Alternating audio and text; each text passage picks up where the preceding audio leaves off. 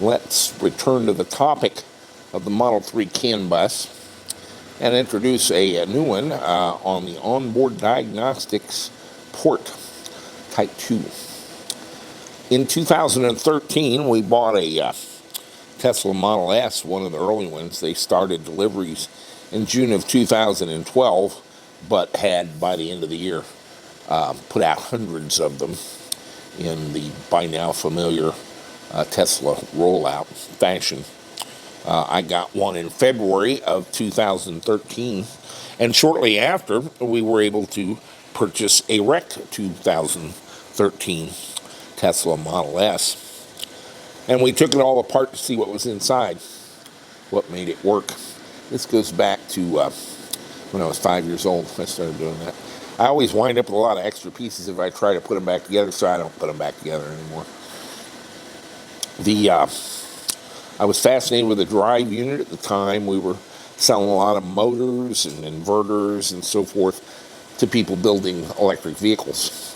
And I thought this drive unit was fascinating. 350 kilowatts, fit between the two rear wheels, and it had the inverter and the motor and the gear train, the transmission, all in one unit, and simply drove the rear axles of the car. But you couldn't just hook up a battery and flip the on-off switch, because it ran on a CAN bus at the direction of the master control unit, or MCU, in the car. As did everything else, down to the door locks and the power windows and everything else. There were actually 4 CAN buses in the car. One of primary interest was, of course, the drive unit and drivetrain CAN bus. And so we kind of had to learn about CAN. And the tools were a little rude because there's such a small market for them. Vector had a $20,000 software suite, and Kvasser had the adapters, which always didn't hook up to anything you wanted to hook up to. So we developed our own adapter, and we developed our own. Colin actually wrote a program called SavvyCAN that basically replicated some of the basics of Vector's Canoe program. It's since he's developed that where it kind of replaces the whole suite, and I think does a better job. I'm not busting Vector's chops on having a $20,000 program. They had a market for this of about 80 people worldwide that worked in automobile manufacturers and needed something to do CAN with the new ECUs and so forth. The Model 3 had a OBD2 connector, but it had one of the obscure little CAN buses on it and 12-volt power, and that was about it. We developed a adapter that plugs into a diagnostics port. Tesla basically reinvented OBD2 on their own port using a very obscure connector below the screen in the lit center console. And we developed these tools so we could reverse engineer the CAN necessary to drive the drive unit. And we were successful in doing so. I actually had a party here with every smart guy I knew who came in, and we did it in a day. I thought it was going to be a 6-month project. We were the first to do so. We were the first to make a Tesla drive unit turn outside of the car. We've since kind of taken that as a mission to reverse engineer Tesla components for other purposes. And more recently, the batteries. The current vehicle is the Model 3. It doesn't have an OBD2 port at all.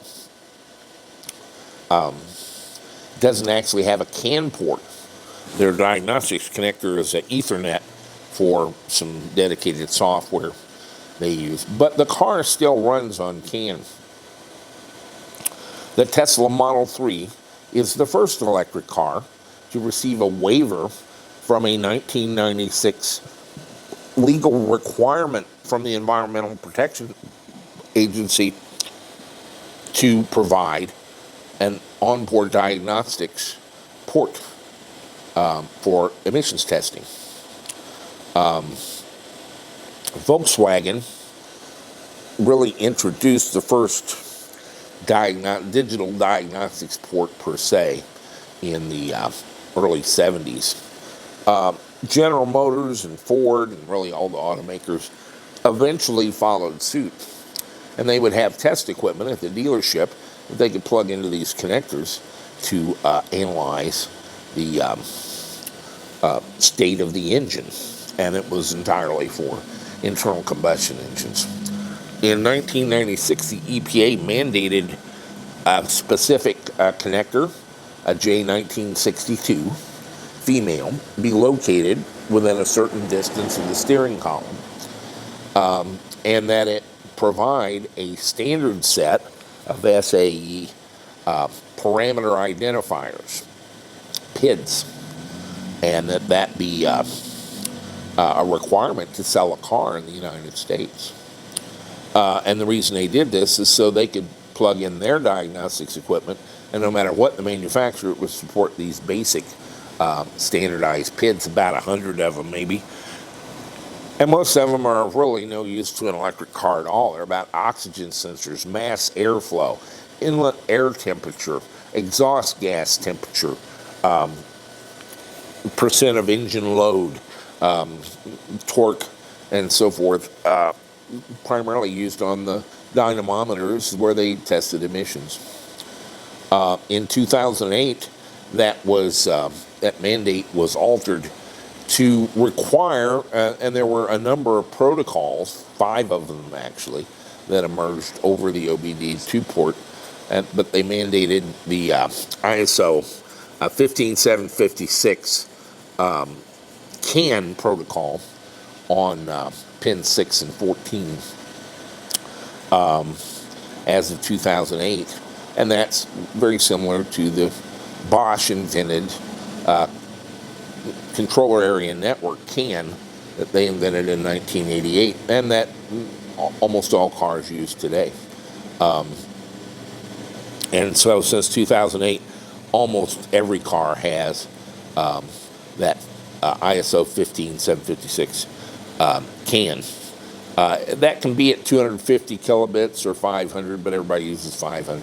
And Tesla uses 500 in their drivetrain cans on the all models.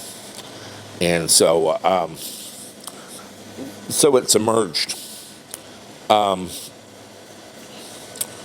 kind of ecosystem has developed around the OBD2 port since it's there and it's a standard. And so one of the issues was that the OBD2 port is connected to the engine control unit or vehicle control unit, the little computer that runs the car. And so one of the first things to happen is the car makers would have this engine light on the dash, and it would light up if there were any trouble codes. And then you would take it to the dealer, and they would analyze the trouble codes and see if you had a problem, and then repair it and clear the engine light. Well, the first thing they did when you brought it to the dealer was clear all the codes and run the car a little bit and see if it came back up. And in about 90% of the cases, that fixed it. $200, please. And they would tell you, if it comes back on again, bring it back. Well, yeah, they get $200 every time. Such a deal. It's kind of like smart car keys. It's good to be a dealer. And so people developed little handheld devices that you could plug in and clear your engine light yourself and all the trouble codes. And originally, that's all they did, was just clear the codes. If the engine light didn't come back on, you just saved yourself $200. Eventually, they developed that to start to decode some of the engine codes. And if you had the readily available manual from the manufacturer, It would even indicate if you got a code 38 that here's what you probably needed to change.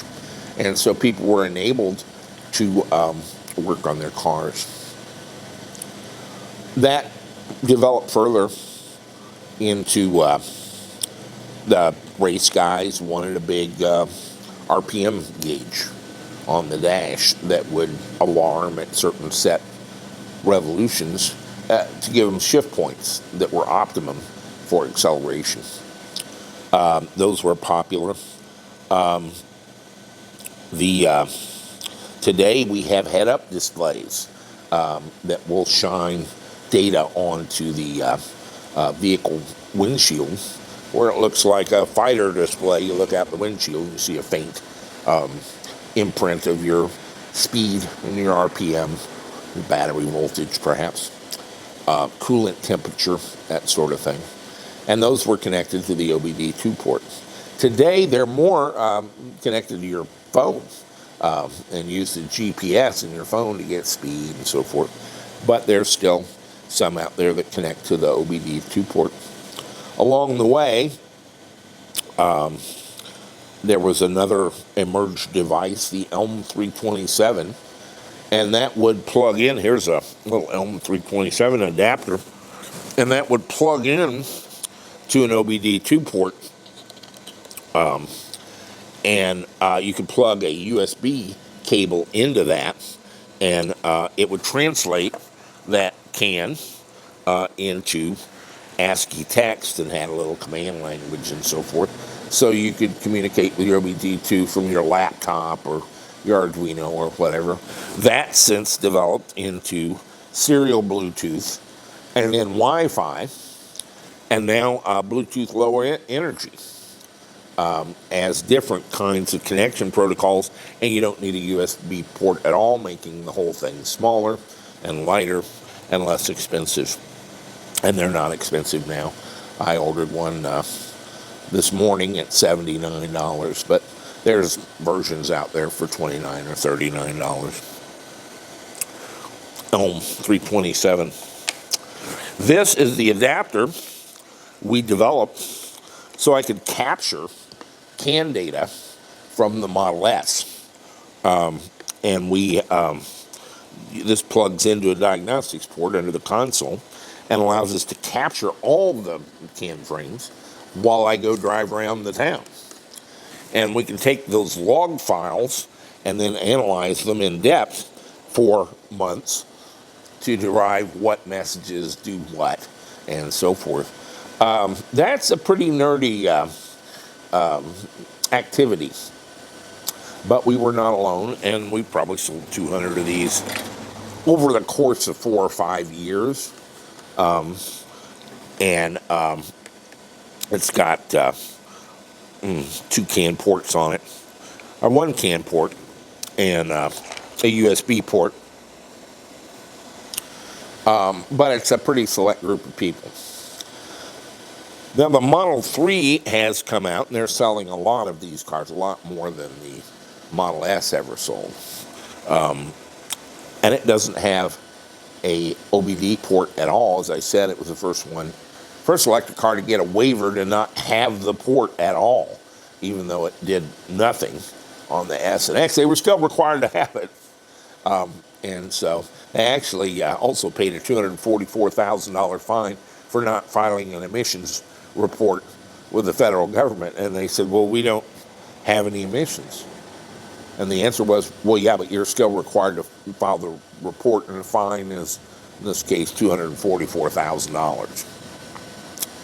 So they did provide the OBD2 ports on the S and the X. They don't do a damn thing.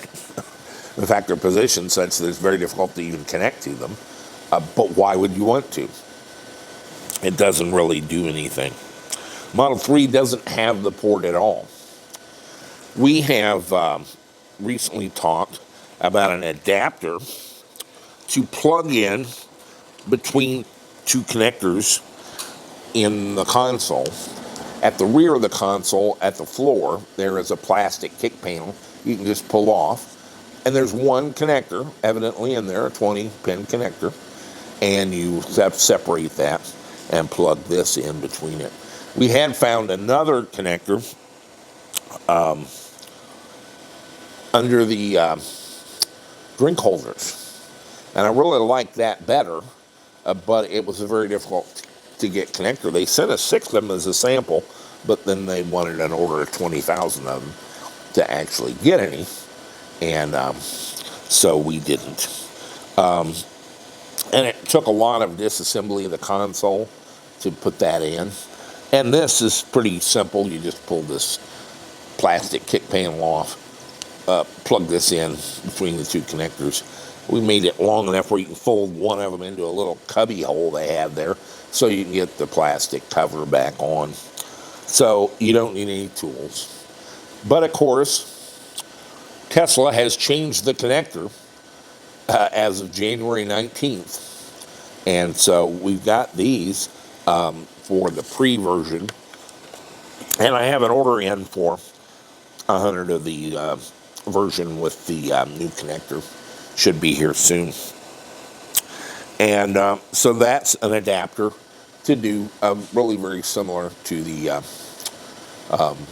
original adapter for the S.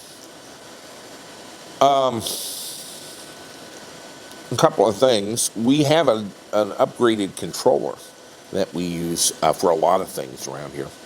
And it's based on an Espressive ESP32 chip, which is 4 or 5 times faster, has 2 cores, and it has built-in wireless and Bluetooth in the chip. And when we designed that, we put 2 CAN ports on it instead of 1 that we had on our earlier controller. That kind of opened a target of opportunity here. And so what we're doing at the moment is we tap in with CAN 0 into the vehicle CAN bus using this adapter plug. And we've added an OBD2 J1962 female connector, just as is in most cars, to the other port. And so we can capture the Tesla vehicle bus CAN and extract data from that, and then do kind of a software bridge to present J1939 SAE PIDs out the added OBD2 port on CAN 1. And so that'll give us the basic OBD2 functionality, 12 volts on pins 2 and 16. CAN high is on pin 6 and CAN low on pin 14 at 500 kilobits per second. As I said, most of the SAE PIDs we do not provide because they don't make any sense. There's no analog to the oxygen sensors in an electric car. As I said, they don't have a mass airflow sensor because they don't have mass airflow. They don't have exhaust gas temperature because they don't have exhaust gas. And so it goes. But some of the PIDs are standard and do make sense. Speed, the odometer, revolutions per minute, your fuel state, we would associate with state of charge of the battery. And there's some additional ones we need, like the voltage of the battery, that we can repurpose PIDs that weren't used very much anyway, and have the right mathematics to them that we can convert the Model 3 data to those PIDs, and so get them out the J1939 port. So we're kind of doing a very specialized Model 3 version of OBD2 and J1939 that you can use for a number of things. As I said, the ESP32 chip already has wireless and Bluetooth built in. We picked wireless. And so it would not be expensive to buy an Elm 327 and connect it to this port, but we already have wireless built in. So we have done away with the necessity for an Elm 327 by doing a TCP/IP Wi-Fi wireless connection using exactly the same port address and IP number and so forth that the Elm 327 does. And so things that normally talk to that will do it. What's emerged is the real application for wireless or Bluetooth Elm 327 is to connect them to smartphones or tablets.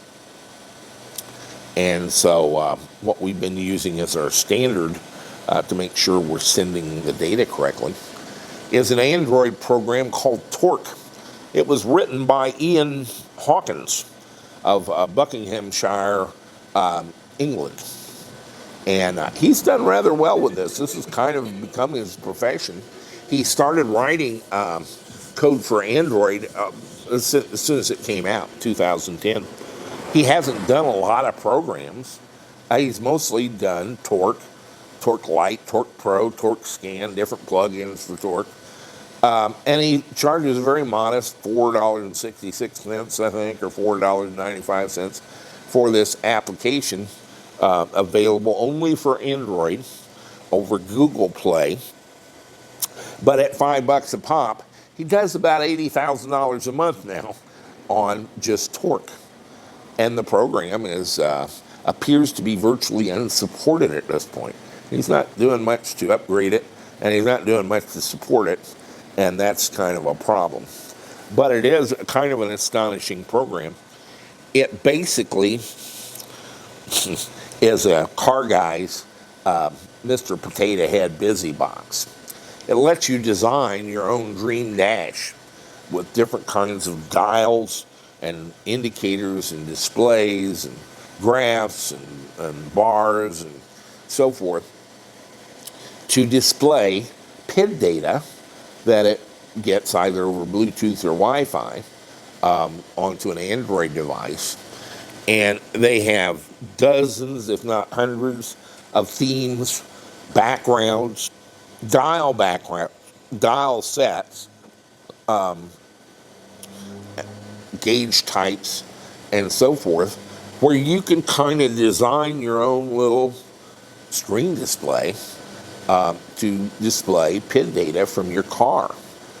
There are programs for iOS, OBD2 Fusion or Car Scan spring to mind, but they're little and ugly and their mother dresses them funny and very limited capabilities compared to Torque. The strength of Torque is you get to design the dash, and it's very good at letting you do that. It's not perfect, but it's very good. This is on the screen, a screen capture from the Android that shows a screen that I kind of cobbled together here, and we'll go over that in a minute. But we've got this working pretty well at this point. I'm still validating kind of the trail from the Model 3 all the way to the gauge to make sure all our mathematics is correct and so forth. Colin ginned up the basic program in about 3 days, and it's going to take me the rest of my natural life, I think, to get this thing production ready. But it's a fun project, and it's really kind of interesting to drive down the road and see this program. So we're going to take a little bit of look at what's on my dash and what that consists of. And then we're going to go for a drive and show you this thing in action with live data. And then talk a little bit more probably about the design of it. But the bottom line, I guess, is we're growing perilously close to having an adapter you can install with no tools in 5 minutes and be able to use any manner of things. There's a lot of other applications for OBD2 that have become somewhat more serious. A lot of insurance companies and fleets have applications now that use a device that plugs into it and has a GSM cell phone. And so they can pass data on your driving habits to the insurance company to get a much lower rate based on the number of miles you drive and how you drive them. My brother drives around with one of these cars all the time. It sounds like a real privacy infringement. He didn't care. He gets a lot lower insurance, and he doesn't really do a lot of quarter-mile stuff anyway. And so he's quite happy with that. Fleets often use them to track their vehicles and what their drivers are doing with their trucks or whatever. The Model 3, these things just don't work on them. And they have to come up with other strategies and so forth. We think it's probably easier just to provide the basic data and a OBD2 port to do that. And so we're growing perilously close to doing that. As I said, we've got the adapter connector here and enough cord where you can put this in the little cubby in the console. We've got an on and off switch. Mostly it lets you reset it. To reset this thing, the thing powers up. It's not powered on all the time. It only powers up when the car is energized. You open the door or something. And so you don't have to turn it off or anything, but there's no real way to reset it without waiting for the car to power back down or pulling the connector. So we put a little power switch on here. It still has a USB port. We're working on connecting it to SavvyCAN over wireless automatically, and of course your J1962 connector. And so that's the current project. It's kind of a fun one. Let's take a look a little bit at the torque program for Android and why we think this will make an interesting display for any Model 3 owner, even if they're not a techno geek who has to pour through thousands of pages of CAN log trying to read messages from God and cloud formations. That instead they can use a torque application and get the basic data that they might want that way. Stay with us. All right, this is actually just a screen capture that I'm recording on a laptop because it lets me blow it up a little bit, get a little better video than Android quite does. We'll do some of that. This is one of 10 Brazilian backgrounds. This is a carbon fiber looking background, and I'm given to old style steam gauges. You're not limited to that at all. I want to stress at every step that you can use any of dozens of different kinds of display. This is a busy body Mr. Potato Head kit that you can make a dash any way you want. This is just to demonstrate the basic concepts and give us a test bed for tracking data from the CAN 0 port all the way through the OBD2 port and out to a program that we didn't make to make sure everything is to the right protocol. At the center of the display, the main thing is, of course, our miles per hour, and it's displayed in miles per hour. We can kind of switch that based on the there's actually a CAN byte in the Model 3 that tells us whether it's using kilometers or miles per hour. We get a digital display of it and a needle, and the reason I have it so big is it's a simple toggle using the settings down here. Toggle this into a heads-up display where the whole display is reversed, and you shine it onto the windshield and you can see it in the glass. You can't see it great, but it's obviously they use a lot of white characters and so forth, and you can design to optimize that capability. Within the miles per hour, it's conventional to have an odometer. I wish this one would stretch left and right and I could squash it down a little bit, but this shows you the number of miles that are on the car, and that too is reported by CAN. In the upper right, I have a voltmeter that runs from 280 to 400 volts, and that's a good range for the high voltage battery. But I also have a CAN message that gives me the 12 volt battery, and I use a PID to put that in this little box here. This is our battery state of charge. It's showing 33.7%. and you have kind of a slider here, much as Tesla uses for some of their displays that I've selected here, and it's your percentage of your battery charge. Now that's displayed on the car, and this will not match it. This comes from the battery management system, and they actually provide 4 different ones.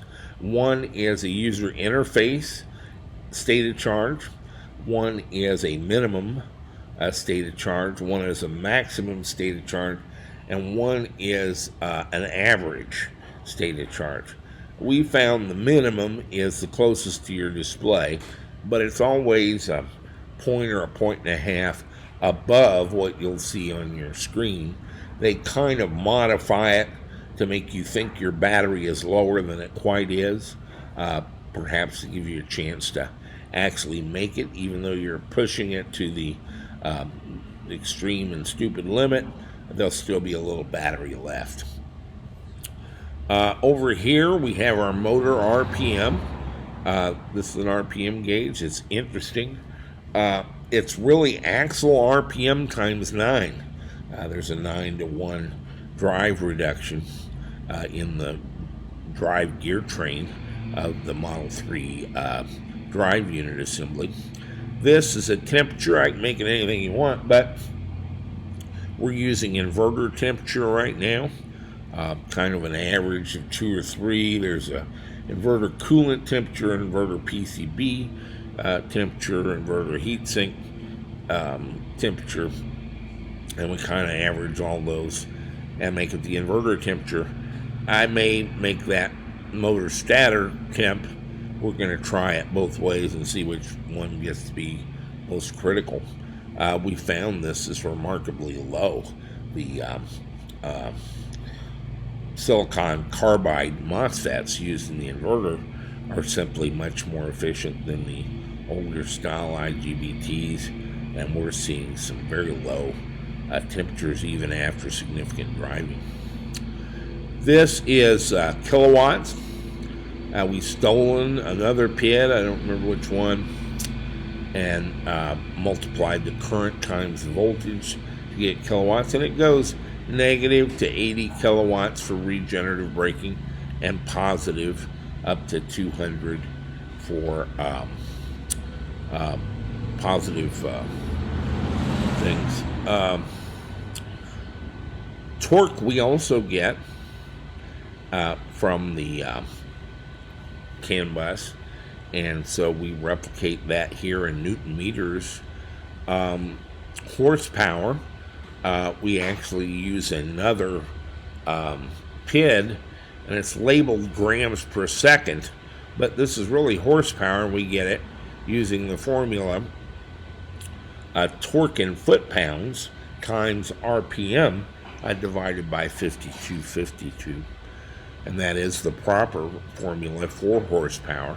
We have to convert our torque in Newton meters in that calculation to foot-pounds. I think it's 0.79 something, 0.76 or 0.79, and a bunch of digits to convert Newton meters into foot-pounds, and then multiply that times our RPM to get horsepower. So this is a pretty true indication. And that's pretty much our screen design. Let's take a drive and see what we find out about it. This is a Android tablet, $109. A dedicated display doesn't really work for me. We already have one in the Model 3. This is for data that's interesting, and taking a Raspberry Pi or building some sort of thing as Josh Wardell has done doesn't work for me. A smartphone or a tablet, I think this is the way to go. You get a lot prettier displays, and these are cheap. This was $109. First thing we're going to do is go to settings and check our Wi-Fi, and we are already connected to the ESP32 OBD2. That is our adapter device. And so The next thing we're going to do is bring up our display, and it is connected to the ECU. And you can see we've got our voltage in the upper right hand corner here, 390.6 volts, and I'm displaying the 12 volts within that dial with a second display really at 13.9 volts. Beneath that is our battery state of charge at 95.7%. In the center of the thing we've got our speed. No data right now because we're not going anywhere. But that's in miles per hour, and our odometer in miles. As you can see on the Tesla screen, we're 3,072 miles. I beg to differ. What I'm getting from the can is 3,071.44, and so I think the Tesla screen lies. I'd also mention the battery percentage lies. We've got, what do we have there, Nano? 95%. 95%. I've got 95.7. That's because I have 4 to choose from. BMS UI SOC, BMS minimum SOC, BMS maximum SOC, and BMS average SOC. The minimum seems to be closest to what's displayed on the screen. On the left, I have motor RPM in the bottom. And inverter temperature right now is 29 degrees. As I said, the inverter with the silicon carbide MOSFETs runs amazingly smooth and cool, or else maybe I've got some of the math wrong in the program. In the upper left, in our kilowatt dial, we're showing 2.5 pascals. Actually, this is a PID that's used for pressure, but it has handy math for what I want to do, and that's multiply our voltage times our current that I get from the CAN bus and display that as kilowatts. I've also got 2 little ones, torque and horsepower. Torque I get directly from CAN, and horsepower I calculate from the torque in Newton meters and the motor RPM, and the formula for that is torque in foot-pounds, so I have to convert that 0.79 or something to foot-pounds from Newton meters and multiply it by our RPM to get horsepower. And you divide that product by 5252 to calculate horsepower. So horsepower is a function both of torque and RPM. And so that's what we've got displayed. Let's put it in reverse and see if we can get out of here and still display some data.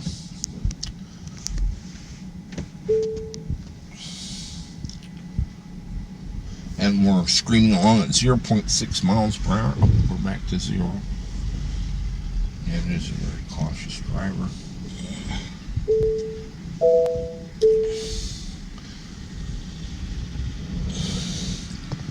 But you can see your very low levels of torque, 25, 30, RPM at 300. So it's pretty sensitive. And again, this of course is all CAN data from the Model 3 vehicle CAN bus. The little green squares on the dials show you when they're receiving a PID update from the CAN adapter. So now we're going down Morgan Oak Street at a sedate 20 miles an hour and 2,500 RPM. About 6 kilowatts, 5 horsepower. Lawnmower levels. And take my foot off the pedal here. We don't get much regen because our regenerative braking is limited because of our battery state of charge. Regen, of course, goes back in the battery if you're above about 90%. It doesn't want to do regen, and the vehicle control unit simply turns off that function, so the motor doesn't do regenerative braking. As we get the battery down, we may see a little bit of negatives on the kilowatts as we decelerate. And we're going to turn on to the bridge over the Mississippi River, which the Missouri cops think the Illinois cops cover that. The Illinois cops think the Missouri cops do. So you can hit it pretty good lick here, Nanny. Take her up to 80 as quick as you can.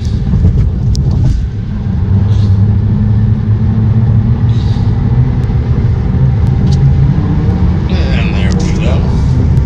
Going over the top and slowing down. We do get a little negative. I'm doing 46, 47 kilowatts of regenerative braking. And so doing okay.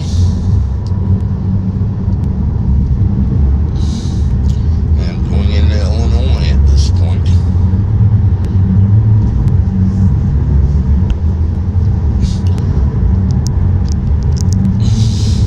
I'm using a little program called AZ Screen Capture that does movie recording the screen, and I would recommend doing that on some of your drives because things change so fast you can't really see what's going on. But if you make a movie, you can go back and play it back and see exactly what your motor RPM was and your kilowatts and your voltage at any one particular time. Take torque and motor RPM and check and see if my horsepower calculations are being done correctly. Kind of doing a step frame through a video, you can see a lot of things. And we're up to 3073.3, but they think we're at 3074 already. But we're not.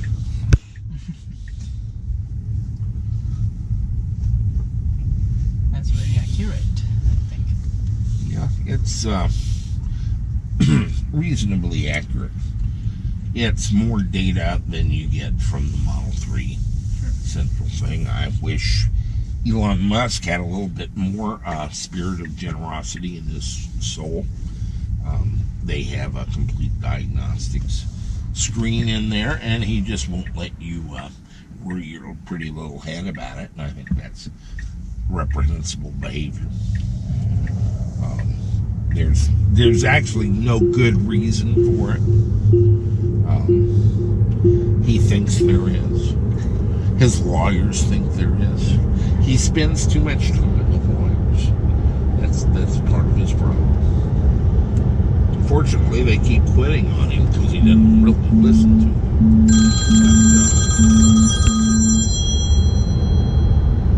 That's a little annoying.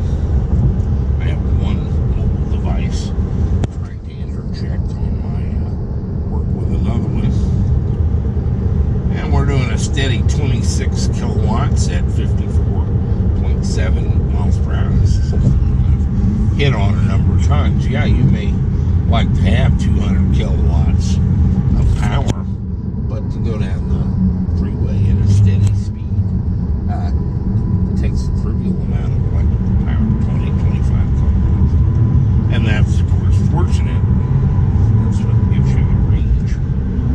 But the coefficient of drag and rolling resistance of the Model 3 are very well done. But yeah, there's a whole diagnostic screen that if you knew the magic numbers, you could call up on the screen and see all this data and much more and diagnose your Tesla Model 3. And I cannot for the life of me work out in my mind what is in Elon Musk's mind about making all that a state secret. It's just absurd. Whatever he thinks that would cause, it mostly wouldn't. It just really mostly wouldn't. Back to the shop, Jack. yeah, let's actually make a right here, go to Morgan Oak. We're going to go down to my house and explore a little bit the vagaries of artificial intelligence and autopilot as it relates to opening garage doors.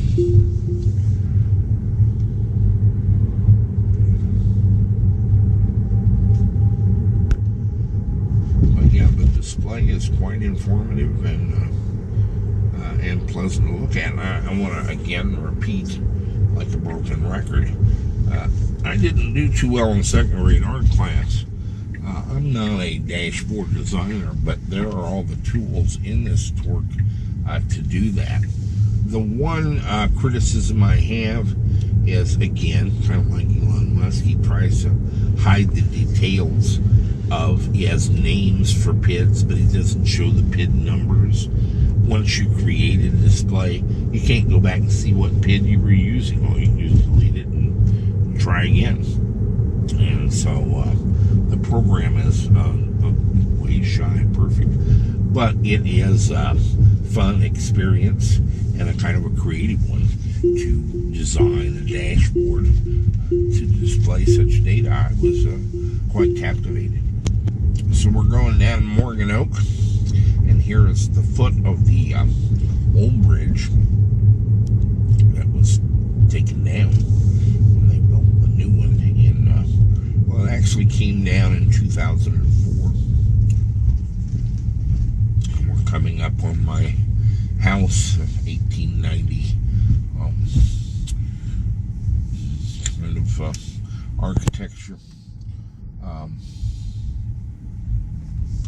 And let's turn into the driveway and go all the way into the center garage. Sir. And I want to show you something. This car can open the garage door. It just very often doesn't want to.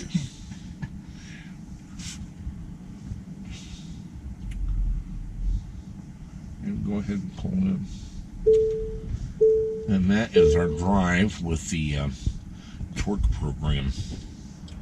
I'm here at Casa Jack, down by the Mississippi River, and it's nearly 450 yards from the shop. So I have to recharge my Model 3 about twice a month.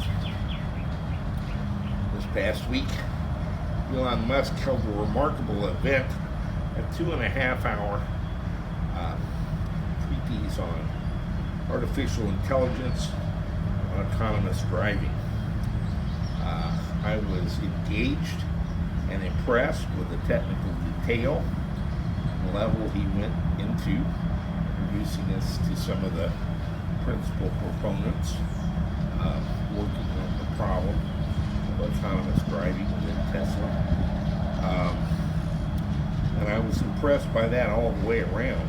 I do believe Tesla is several light years ahead of the other companies who, as kind of a investor scam to get other people's money, are talking absolute nonsense about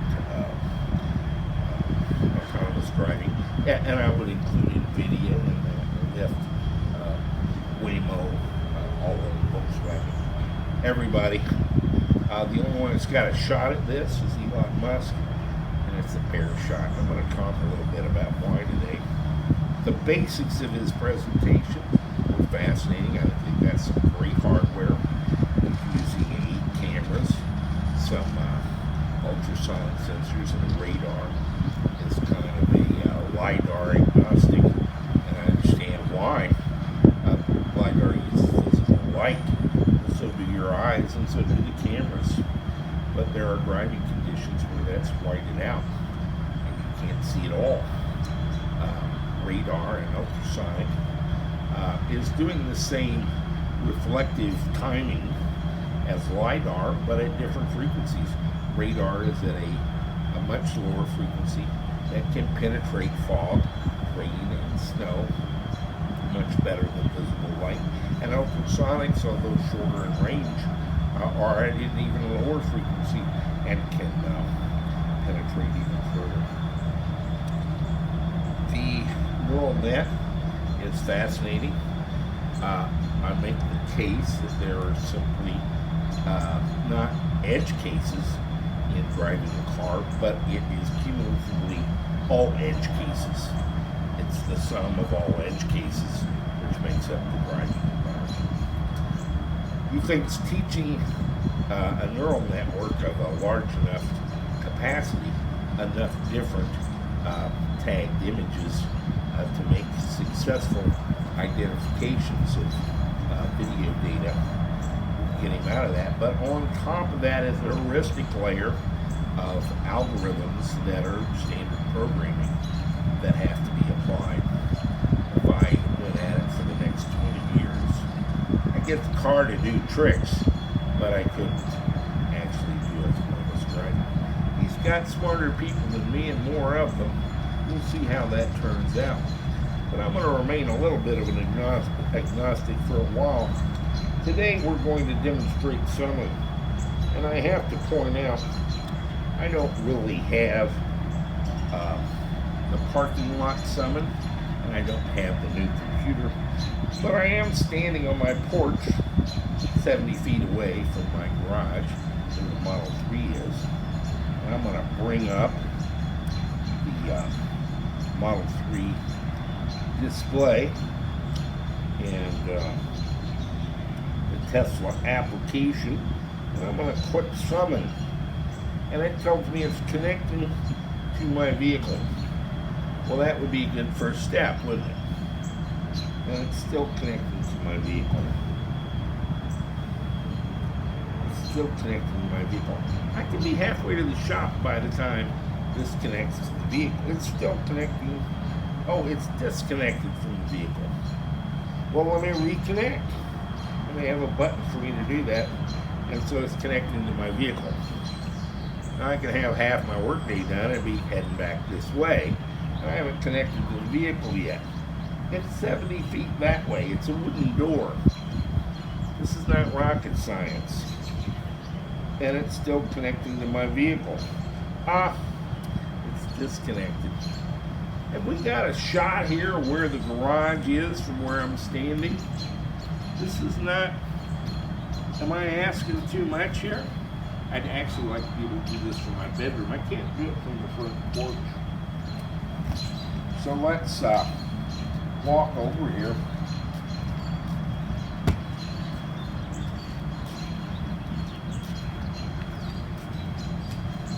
Get me in the shade.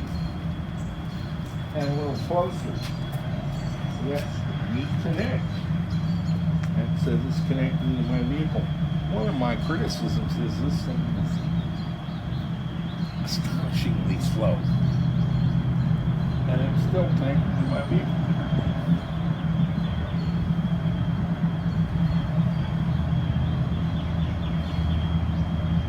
And it's disconnected from the vehicle. I'll reconnect.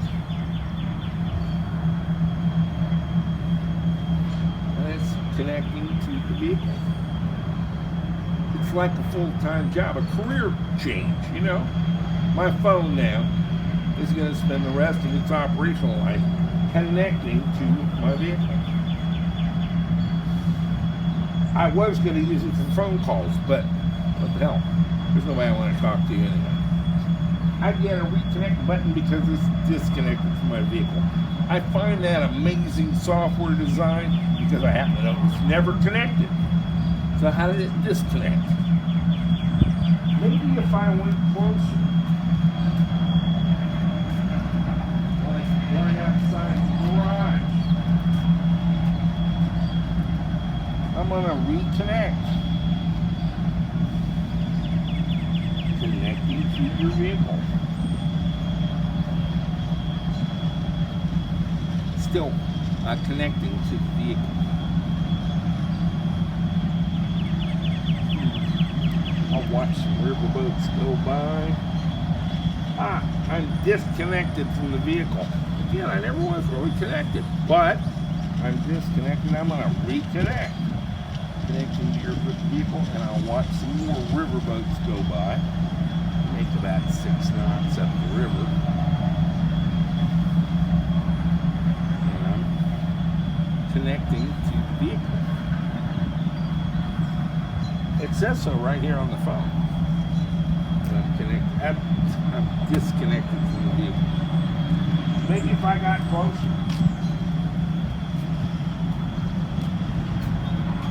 I'll reconnect. And I'm connecting to your vehicle. I could walk to work by now. It's only 450 yards. I'm disconnected from the vehicle. This is going to be a joke. Let's go back, get out of the application completely, get back into it, select summon again. It's connecting to the vehicle. Now this is unusual. I have actually connected from in the kitchen. It just sort of depends on its mood and atmospheric conditions, phase of the moon, wind, sunshine. We are connected, and I get my choice of forward and reverse. Now if I select forward, it's going to go through the garage into the boat. If I select reverse, it might come to yes. I'm going to pick reverse, and it's preparing the summon. Still preparing the summon. I get an arrow now. And my home link is activated, and it successfully opened the garage door. That's a good step, and I'm glad that car is smart enough to know from in the 16 or 18 sensors that there's a door behind it. So it has successfully entered that. And it should back up.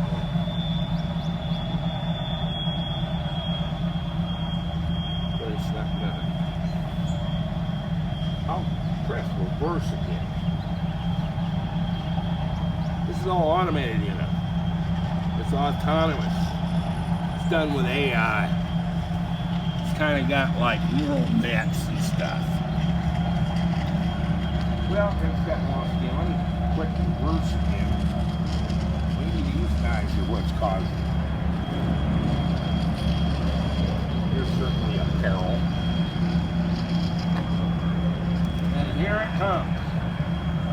This car does 0 to 60 in 5 seconds, but it does garage to driveway in like 25.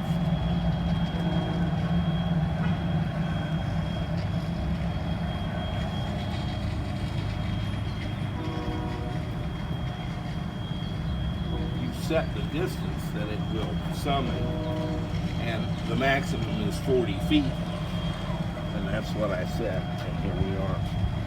Connection's interrupted. It tried to use the home link to close the garage door, and it failed.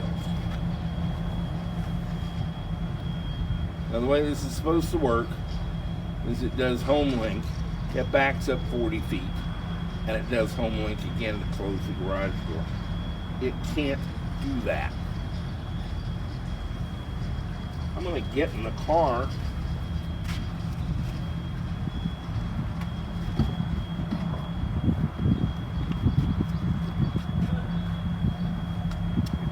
It's unable to connect to my car now. I'm just going to press the home link. And it's transmitting now. It tells me that. And it goes away because it's got the garage door closed. Except it isn't closed. It never reacted at all. I can manually call it back up. And we'll transmit again.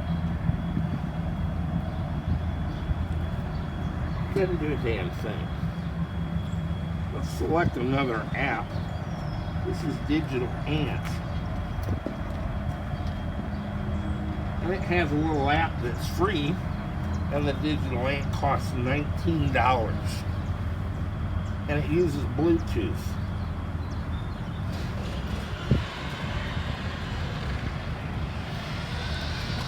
It works every time. I've done it from 150 feet that away. It's a $19 device. It's a Bluetooth receiver and a free app. How come the Chinese can do it and my $56,000 Model 3 can't?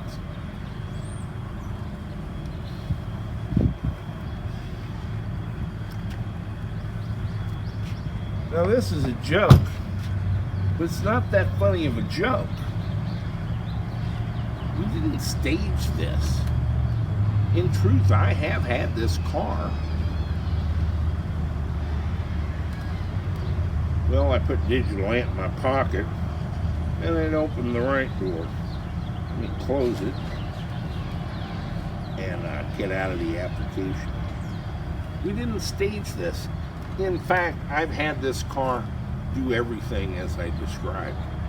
Open the door, back out, and close the door. Sometimes. I've done it from inside the house. I didn't even have to come out on the porch. Sometimes. But it's about a third of the time. And having it work from right here where I would be when the car got out, it works about half the time. And so I'm going to go down the freeway at 70 miles an hour with an 80,000 pound 18-wheeler passing me on my left 22 inches away.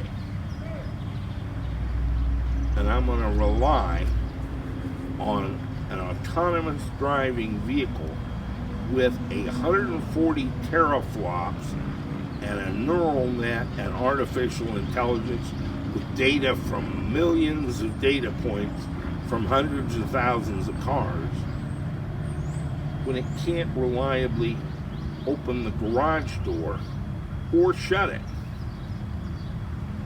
And I can't connect to it from 25 feet away.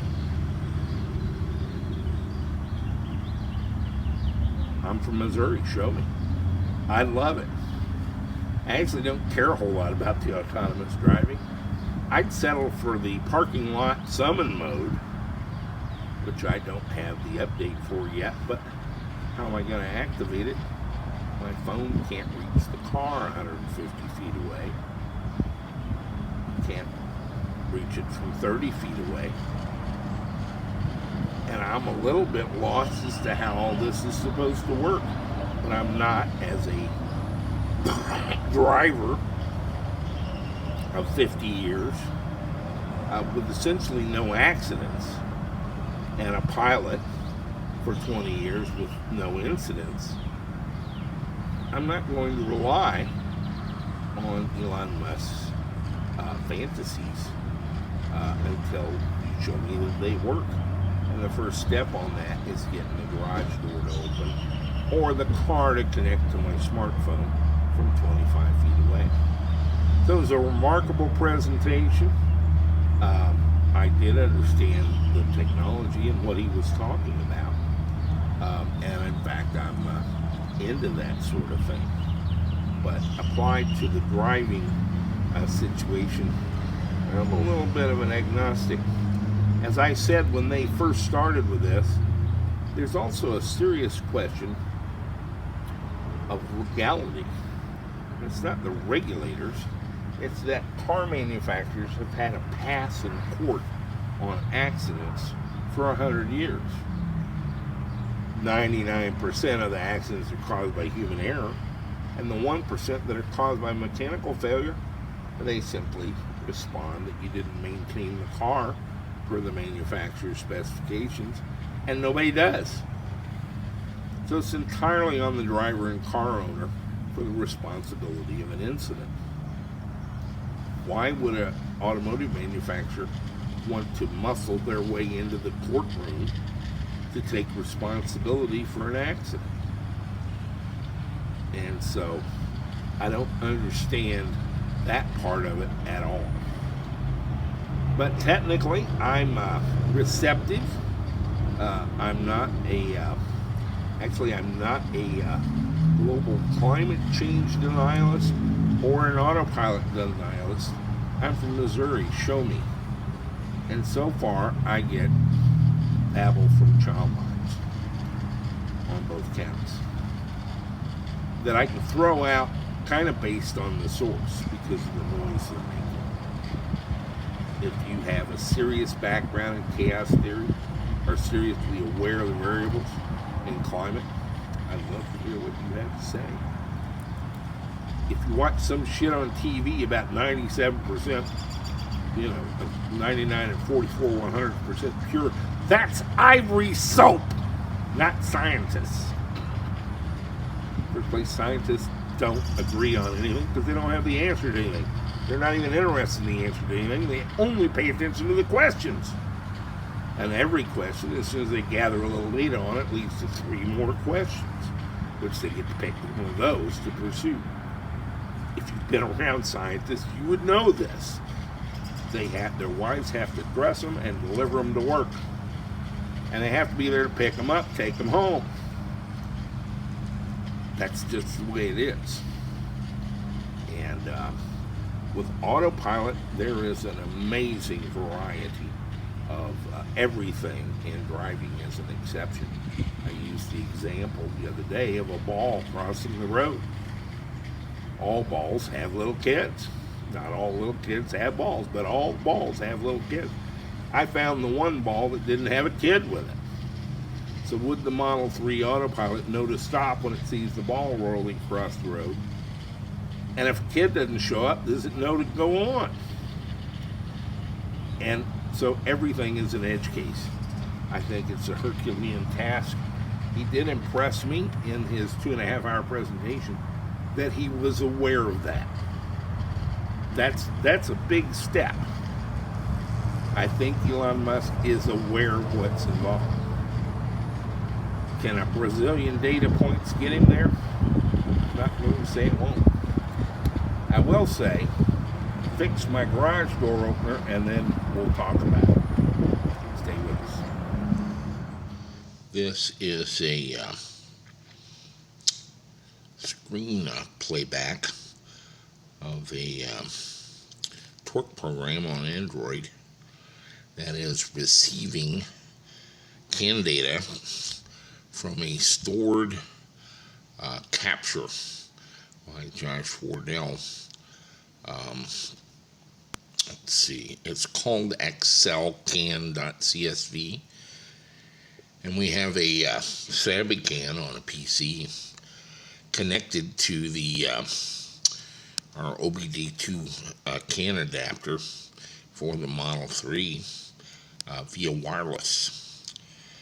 We also have an Android tablet connected to that same device, the EVTV ESP32 OBD2 CAN adapter, and it is receiving PIDs, J1939 PIDs, wirelessly.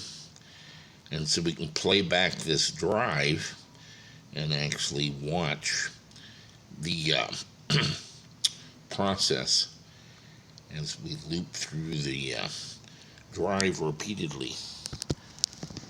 And it shows us all the values that we display here as part of that from that CAN capture from Josh Wardell's Model 3.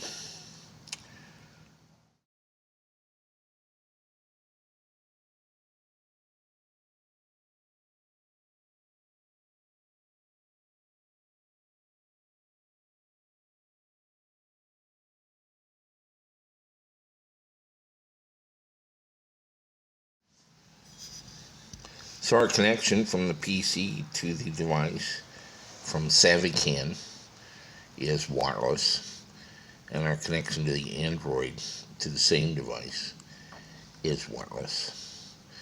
At the same time, There we have about 200 kilowatts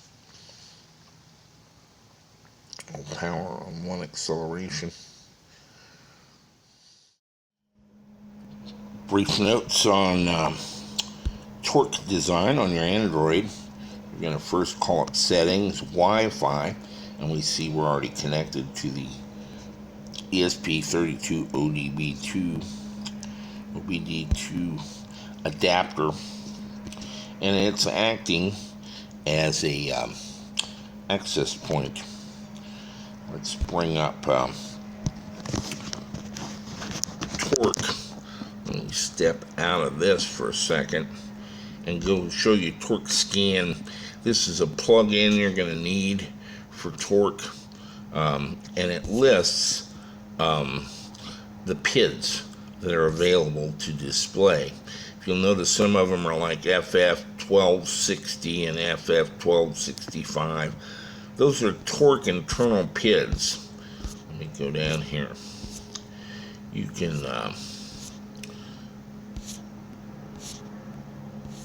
here's GPS satellites, GPS versus OBD speed difference, horsepower at the wheels, hybrid battery charge.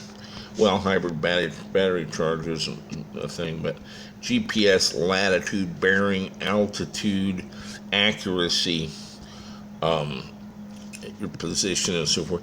Those are all internal PIDs. The lower numbers, 31 is actually a SAE PID that we don't transmit, but it's available. We could, if anybody had any need for it at all. A lot of the PIDs aren't terribly useful. Evaporative system vapor pressure in pascals, PID 32, we use that for kilowatts. And some of these selections is simply to use a PID that we don't need. It doesn't have a whole lot of use, but the amount of data, usually we need 2 bytes, a 16-bit integer, to do any good accuracy-wise. This is our display, and again, it's my not very artful design of one. And I've got test data coming in. It's just like random data that I generate in the program in a test mode, so I can see dials move and so forth, see that I'm getting data. But that is the central display. You're actually part of a larger canvas that goes up and down. Here is kind of a display of some of the PIDs. You can scroll through that. This is voltage, but it uses a different PID that's not as accurate as the one we use. We do transmit it on both. On this part of the palette, I've got battery level. That's not anything to do with our car. That's the battery level of the Android device. And I like to know what that is sometimes. We've got some small displays here: horsepower, torque, inverter, temperature, 12 volt, and so forth, that are pretty small. We could put those on larger things up here. And let me show you how to add a display. We're going to add a display that's a dial needle. And now we have to select which PID we're going to use. Let me see here. Let's use mass airflow. If I can find that. Again, it's a big list. This is the hardest part of selecting and using the right PID that it's coming up with. GPS satellites, no. Mass airflow. I like that one, and we're going to make that medium. And so here we have our mass airflow. If you notice, it's 1. So is our horsepower, because I'm using mass airflow to, but I can alter this display with display configuration, I'm going to change the title to horsepower. HORSEPOWER. The nuns would be proud. No, they wouldn't. My spelling is off. Let's do the display. Let's change the title again and cut off a couple of these extra characters I put in. And now we're okay. And as you can see, it's displaying horsepower in grams per second at 1.0. Let's do something equally cool. We did horsepower.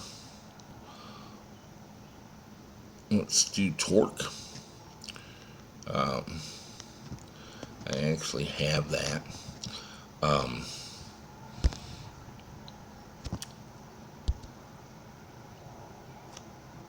We'll select the dial, and we want our reference torque, engine reference torque, I think it is. Coolant engine load, engine reference torque. Right there it is. We'll make that medium. And that is where you normally would send your maximum torque, but I liked the 2-digit precision of it.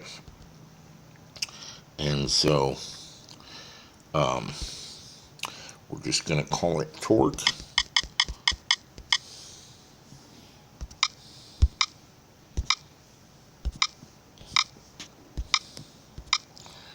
And there we go. My battery is low. I've got that. But we have a higher torque than 100 Newton meters in our car. So let's go change our display again. And let's set the maximum value for, I don't know, we could probably do 200 Newton meters in a pinch.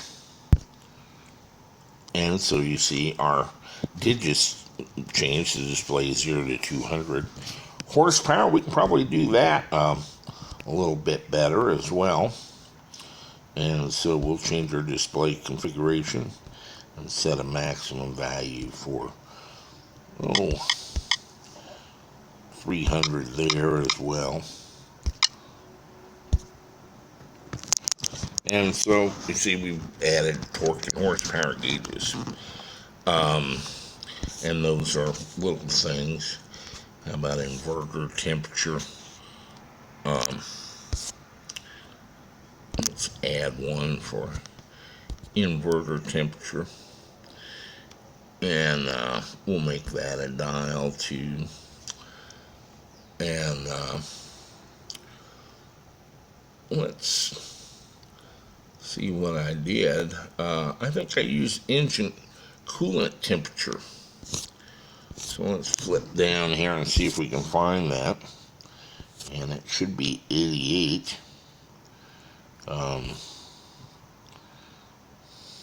There it is. And we'll make that medium. And we can move that over here. And there we go. It says coolant. Let's change some things here. Display configuration. My minimum value, I don't want to use the display default. Let's call it 20 degrees centigrade. And let's make the maximum 120. That's okay. And it's saying centigrade. It says coolant. We could leave that, but let's change the title to inverter.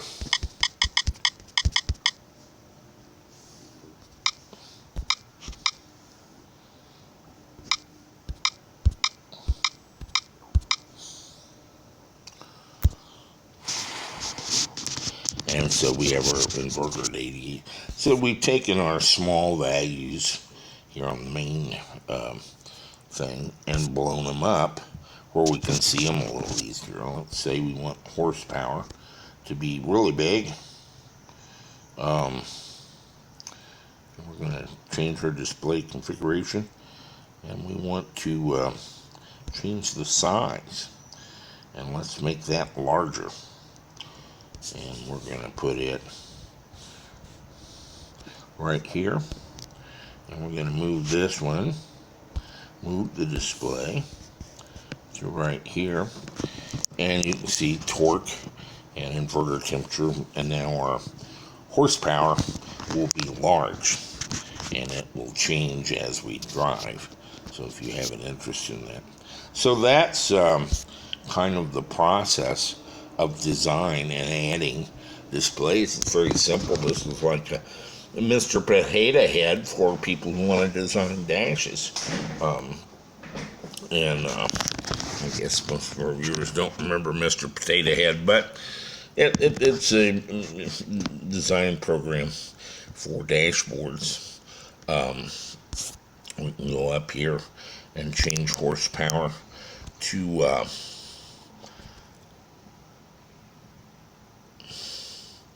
display type. Go to a dial meter, and so now instead of a needle we have a slider that goes around, but you also note my digit display is larger that way. And I can change that again to another display type. And I don't know, what do we have here? Here's a half dial. And it shows you the highest value and the lowest value. Isn't that precious? And so there's different display types. Actually a lot of different display types. Half dial, a bar display, a graph. What would that do? Horsepower. Oh, we don't have 1 horsepower shown, so display configuration, change display type, a bar display. Again, it doesn't make much sense there because we have a static value.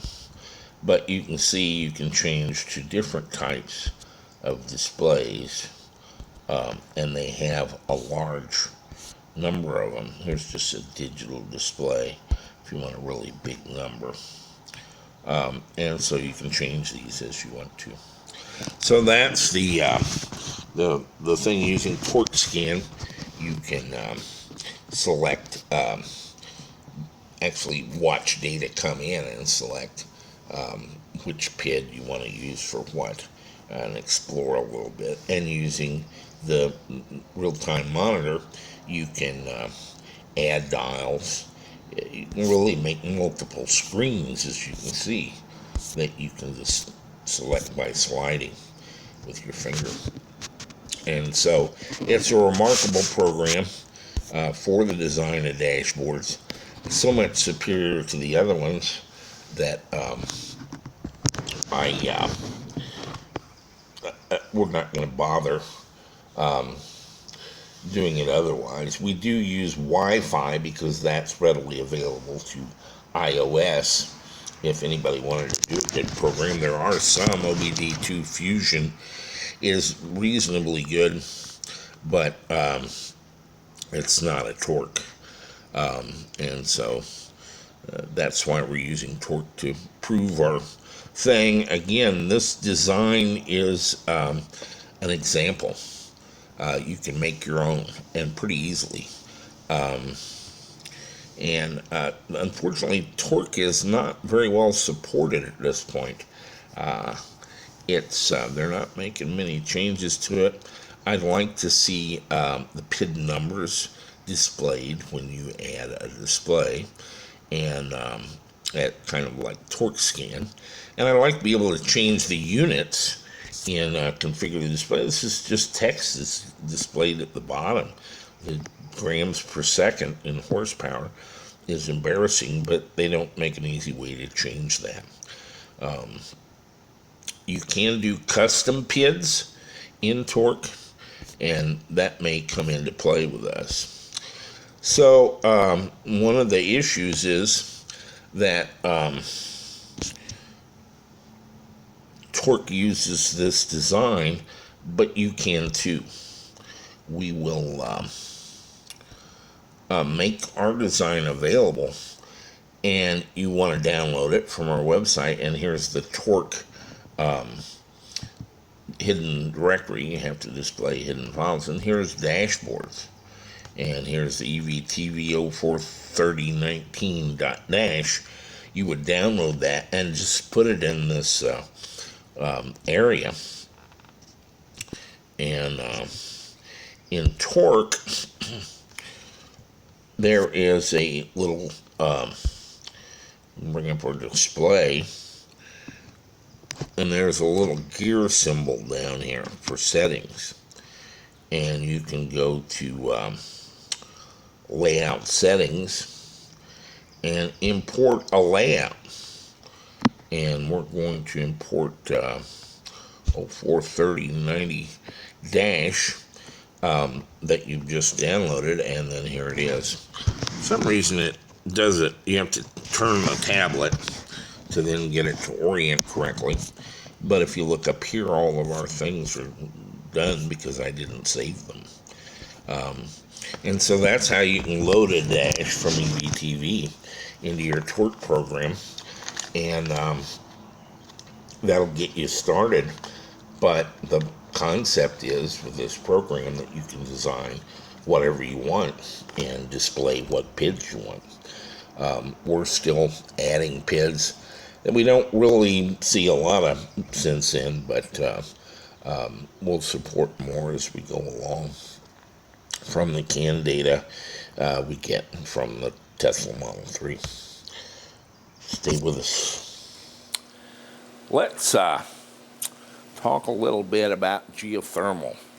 We're not really about geothermal, but I have mentioned it a couple of times, and the reason is easily half, probably a little bit more, of your total energy usage in a residence is about temperature control. Of course, you have your dryer, your dry clothes, and your cook stove to cook your dinner, a refrigerator to keep things cold, and so we're striving for temperature control here. But the 800-pound gorilla in the space, of course, is your heating and your air conditioning. We are working at production of electric energy from solar panels, and more specifically to storage of that energy, so you can use it at night and on cloudy days, and gain some independence from our 130-year-old utility grid. But ultimately, if you want to attack the energy problem, you have to do it on both ends. Not just what you produce and store, but what you use as well. And the low-hanging fruit here is temperature, because it's such a bulk of what you use for energy, in the form of heating oil or coal, I suppose, wood,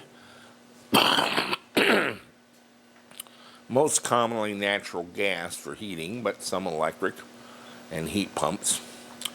And of course, the big boy is air conditioning, and that's because of the compression. So I had mentioned geothermal in passing and got a flurry of email messages about geothermal. Everyone seemed to have an opinion and a vague notion of how it worked. I'd love to let this cut past my lips here, but it's kind of a key component. I've become a fan of Galileo Russell. He has a very energetic TV show where he speaks at 4 times the pace I do, and so he can do as much video in 24 minutes as I do in 2 hours. And he's very enthusiastic about Tesla. He's quite young. Youth and enthusiasm and persistence are all things I value to some degree. The information he gets will sort itself out over time. He'll find he's a lot smarter when he's 63 than he is at 24. That's a pretty natural thing. But he did a video recently on geothermal with a woman named Kathy Hannon. And she had a degree in civil engineering and a master's degree in computer science, and had worked at Google in their X projects. And one of the projects that got spun out of that was a company called Dandelion Geothermal. They only operate in New York, but they're doing some interesting things up there. Anyway, they had a conversation on video that I found kind of hysterical. And they wanted to talk about geothermal and pretty much did everything but. It started out that Galley thought that she was producing electricity from the heat in the Earth's core, and she kind of tried to correct that. So she was getting heat from the Earth's core, and then she got in really deep and tried to correct that. But her explanation over the next 20 minutes I found utterly incomprehensible. I assume she knows, but she was unable to express it to anyone's satisfaction. And I had been getting these emails about this, and it seemed quite confusing, or quite confused. I wasn't confused. And so I Googled around for some explanations of heat pumps and air conditioners, and they were universally vague, wrong, and they did recommend that you seek the help of a professional. There's kind of a guild gig going on among heating and air conditioning people that you shouldn't be allowed near it. And you don't need to worry your pretty little head about that, which I find it appeals to my sense of whimsy. And so we're going to do a session that's way off topic, but apparently there is some kind of vague notions of what air conditioning and heat pumps are. And I don't think it's that hard, but we're going to try an explanation of it and see how that goes. Maybe I'll get wrapped around an axle. There are two basic elements involved in air conditioning and heat pumps. And one of them is compression, and the other one is state change. Robert Boyle first described the relationship in a published paper anyway, in 1662, noting the inverse relationship between pressure and volume in a ideal gas given a constant temperature. I've always been amazed at this because in arrears, it would seem that he focused on the wrong end of the equation. It's not at a constant temperature. It's if you change the pressure of a gas by changing the volume, you will change the temperature. This is really a function of simply the molecular action and interaction when you have more molecules in a smaller space. And so if we take a gas and compress it, put it into a smaller volume, the temperature goes up in a kind of a linear fashion to the amount of compression we apply.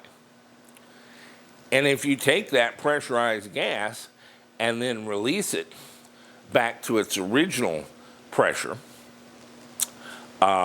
it will cool by exactly the same amount. And there is no exceptions to the law of conservation of energy. The other thing about heat is it's entropic. Cold isn't anything. Heat is a form of energy, And if you have it and you put it in an environment without it, it will seek to equilibrium, and the heat will flow to the colder material. You can't really stop that. Even Yeti struggles with this. It's just a fact of nature. And so we're going to use this concept of state and the concept of compression in a couple of ways. Let's describe a little bit about states. We have basically 4 states of matter. It'll come as a surprise to some of you. A solid state, a liquid state, and a gaseous state, and plasma. And we're going to ignore plasma for right now. It's interesting, but not germane. I don't think anybody's done a plasma air conditioner yet. I'll have to think about that. Again, this has to go straight to molecular interaction. And so our lowest energy state would be a solid. And if you apply enough sufficient heat to the solid, it will melt and become a liquid. And if you apply sufficient energy in the form of heat to a liquid, it'll become a gas. Actually, if you apply enough energy to the gas, it will become a plasma. But along the way, there are some step changes. It's a fairly linear function in raising the temperature of the solid to the point where it melts. And then it goes through a step change. And the material has a sudden increase in its absorption or need for heat to break over into a liquid. And if you raise the temperature, add energy to a liquid, it's fairly linear until you get to the point where it becomes a gas. And there's kind of a step change there as well, where it absorbs additional energy rather suddenly. And the reverse is true as well. If you take a gas and condense it, going from the higher energy state to the lower, there's a step change where it gives off energy in the form of heat. And if you go from a liquid to a solid, the same thing happens. Let's hang on to those for a while and do a little bit of history. In 1861, a doctor in Florida was 1851 actually. A doctor named John Gorey in Florida was issued a patent for a refrigeration device. And Dr. Gorey was apparently a really bright guy who had a habit of getting a lot of things wrong, but in interesting ways. And we do learn more from failures than we do from successes. And so I'm all with him. Dr. Gorey noticed that in the cooler months of winter, the occasion of cases of malaria dropped significantly. And as you go into the summer, warmer months, they increase markedly. And he decided that he could cure malaria by lowering the temperature. This was a bit before we quite connected malaria to mosquitoes. And so he thought it was temperature related. And he devised a device to cool the rooms in the hospital ward for malaria patients. And the way this worked was he took air and ran it through a pump and pumped it to a higher pressure. And he ran that through some pipes in a chilled bath. And then he released the air, and it was cooler. All that is pretty much on board. In fact, I would say it's prescient. You see, they didn't have a lot of ice in Florida in 1851. So the way you got a chilled bath was to pump well water up out of the ground. And well water's not even very deep in Florida, but an interesting fact is worldwide, if you go below the frost line, which is about 36 inches here, the temperature worldwide is essentially 58 degrees. Why do I know that? That's the temperature you keep wine, to keep it from being damaged by heat. And the reason that got to be the traditional temperature is people kept their wine in cellars dug below the surface of the earth. And the temperature was about 58 degrees. Nominally worldwide, you can measure it anywhere from 55 to 60, but that was the temperature of the water Dr. Gorey was using to chill his hot, compressed air so that when he released it, it would expand. And so if he took 70-degree air and compressed it where it was 80-degree air and then ran it through a 58-degree heat exchanger, then when he expanded it and got his 10 degrees back, it was from 58 degrees and was putting out 48-degree air. And so that is kind of the element of compression. In an open system like that, you have a problem, a complication, in that you never quite get back what you put in because of water vapor in the air. Remember, Boyle's experiments was basically on a dry gas, what he called an ideal gas, but a pure gas that didn't have contaminants like water vapor in it. If you take room temperature air and pressurize it, it could hold more water vapor, but it doesn't have any more water vapor. But when you release that temperature after going through a heat exchanger, now it's below the ambient temperature and often below the dew point. And that takes us to some things about humidity.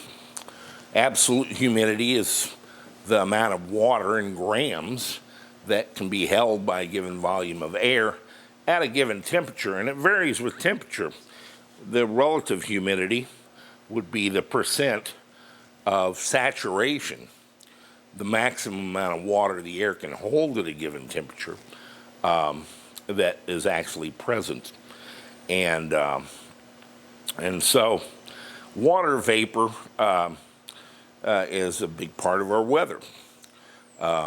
Here in Missouri, we don't so much have thunderstorms move in, they actually form out above us as we have cold, dry air from the north come down and meet warm, moist air from the Gulf. The drop in temperature causes the very humid southern air to condense and fall. And the act of condensing it gives off heat. And so we'll build thunderheads up to 60,000 feet in the air, big black purple ones right over us. At the same time, we have a downdraft of cooler air, which is caused by the falling rain as it re-evaporates and absorbs heat energy. When it condenses, it gives off heat, and when it evaporates, it absorbs heat. And so you have warm rising air and cold falling air with the rain, and then you have heated air from the ground that meets it, and we call that tornadoes. And they're a lot of fun in this part of the country. Sort of a summer sport. Where am I going with all that?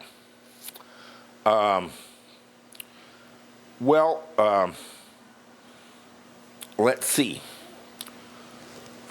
So the basic elements we're going to work with in doing air temperature control are compression and decompression of the air. and state change of matter. And as I said, if we compress air that has water vapor in it, we have a force working against us. And that is the condensation of the water vapor causes a release of heat. Well, we're not wanting to get more heat, we're wanting to cool when we decompress it. So what we really want is to decompress and have water evaporate. Well, that's kind of hard to do. And so an open system is a little difficult to deal with. And this does go to humidity. Willis Carrier worked for the Buffalo Forge Company in Buffalo, New York. And a printing company in Brooklyn had a real problem printing newspapers in the summer. Their offset printers were almost impossible to keep in registration. The ink smeared. It was a mess because of the humidity in the air of the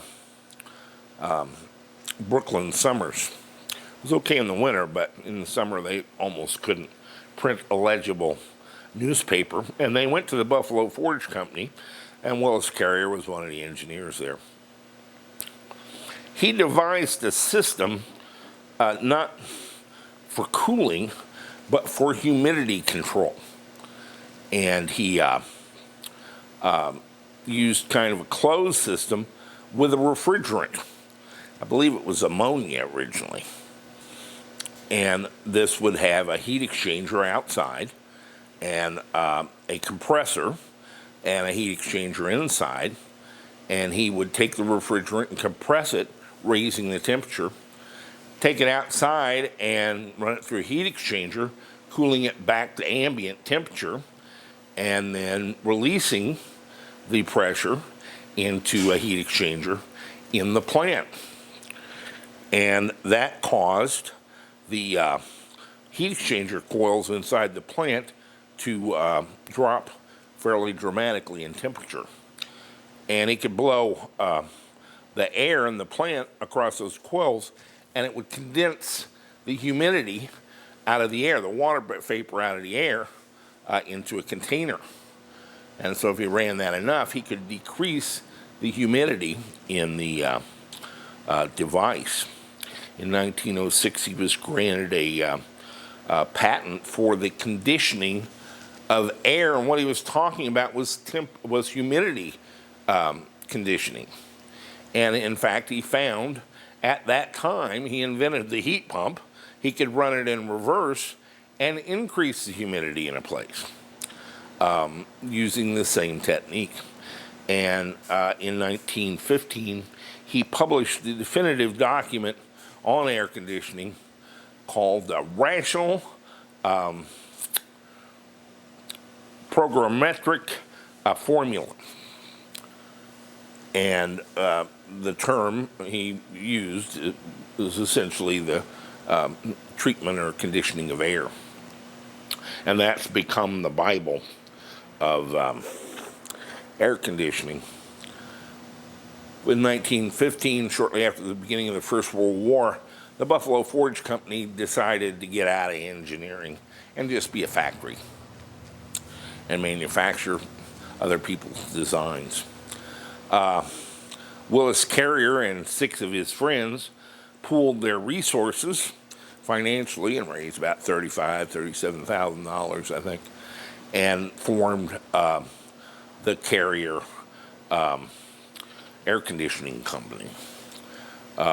They struggled through the Depression, but they merged with some other similarly inclined companies, retained the Carrier name, and appeared at the 1939 World's Fair with an igloo in the summer. And that caused a lot of astonishment. Almost all the applications were industrial, in places that manufactured baked goods or any manner of things that needed some environmental control.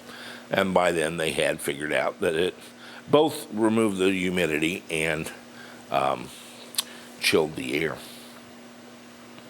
So, the basic air conditioner operates.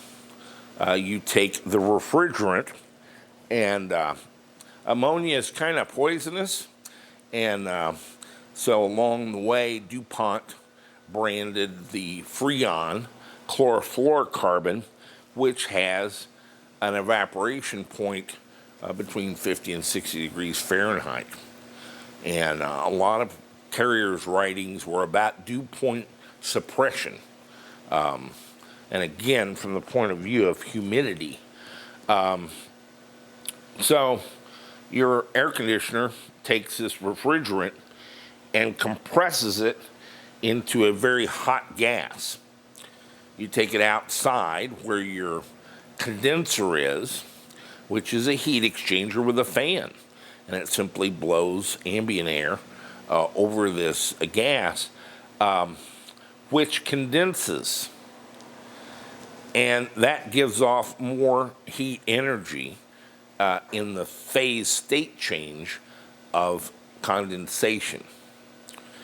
And it exits that heat exchanger roughly at ambient temperature or a little bit above, and is routed indoors to a coil, they call it, but another heat exchanger with an expansion valve that releases it.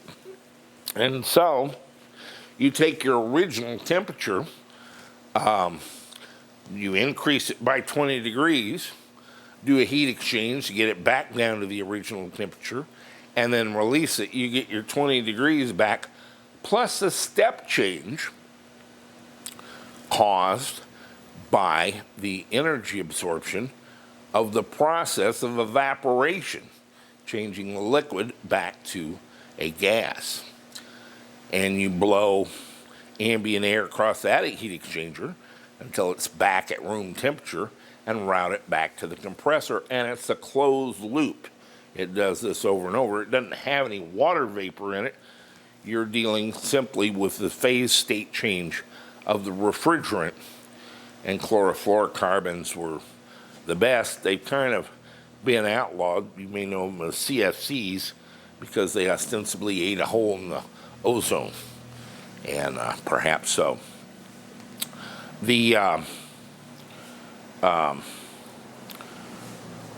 So that's the basic operation of it. We're going to demonstrate a little bit of this with an ordinary air compressor. And we're going to turn this on and measure the increase in temperature for you and show you what's going on there and what the problem is. Stay with us. So what we have here is a 18.5 cubic foot per minute, 100 psi air compressor we use with a bead blaster to make old parts kind of look like we're sprayed new on them. And I've always been fascinated by that. We're going to take a temperature reading with a fluke here, and I'm seeing,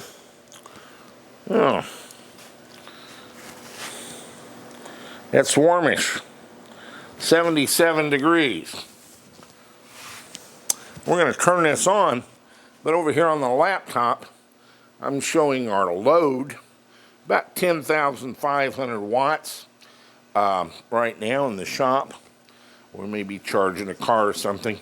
And our solar on this intermittently cloudy day, we're generating about 15.6 kilowatts of solar. And we have the in phase shut off so you can clearly see our load.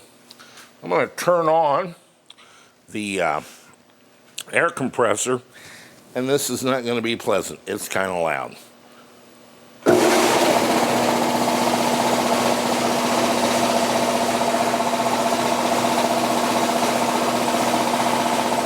And so our pressure starts to come up.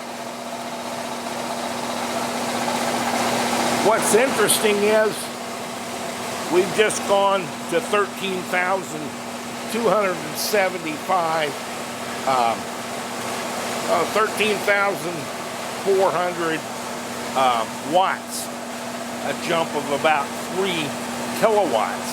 Well, I can charge an electric car on that. But that's just to run this air compressor.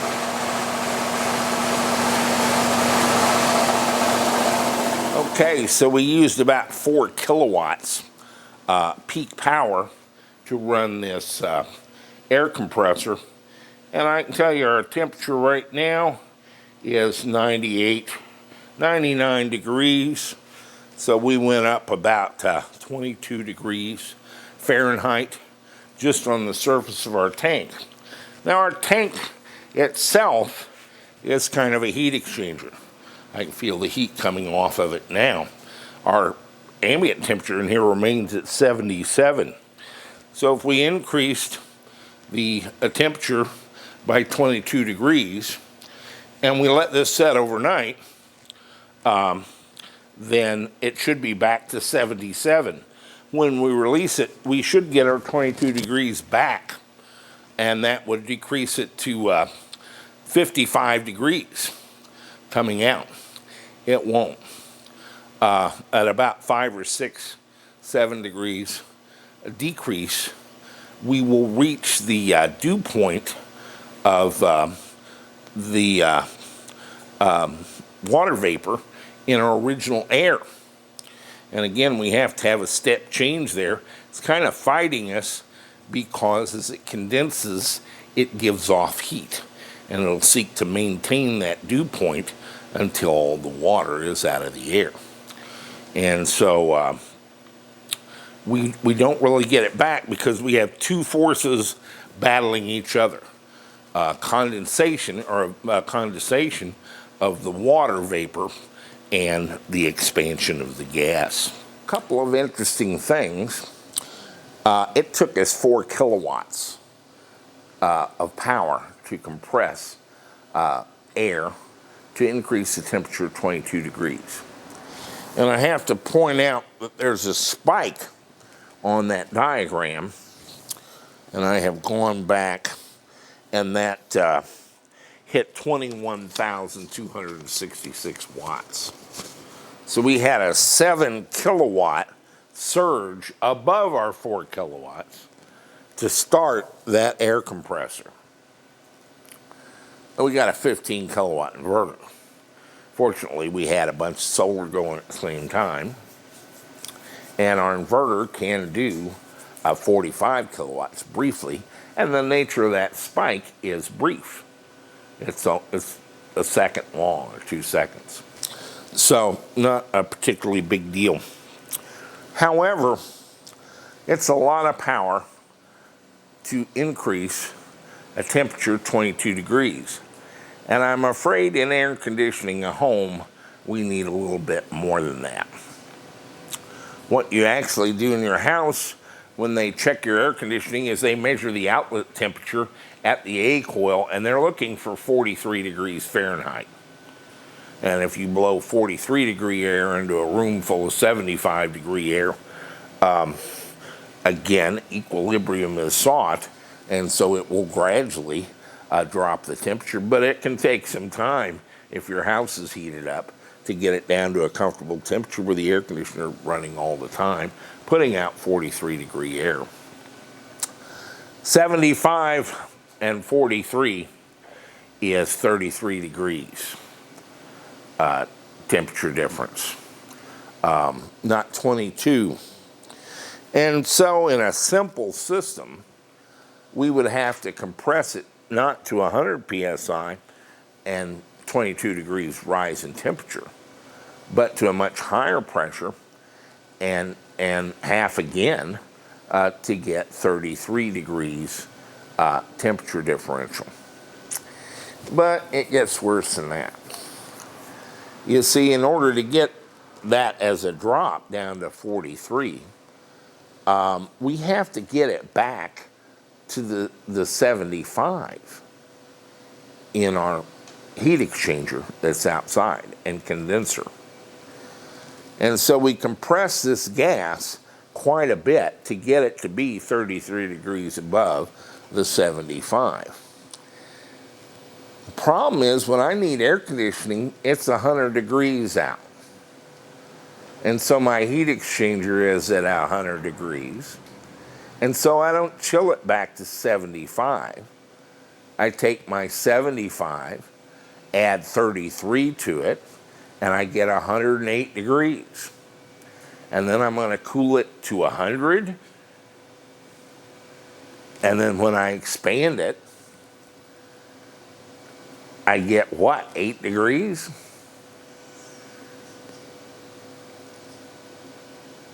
No, see, I got to get back to 75 degrees.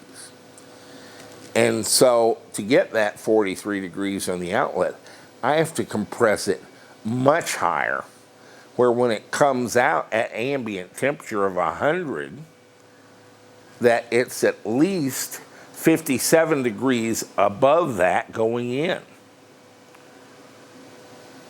Now, if I come out from 100 and then expand it and get 57 back, now I'm down to 43. So I got to go into that condenser at 155 or 160 degrees from 75.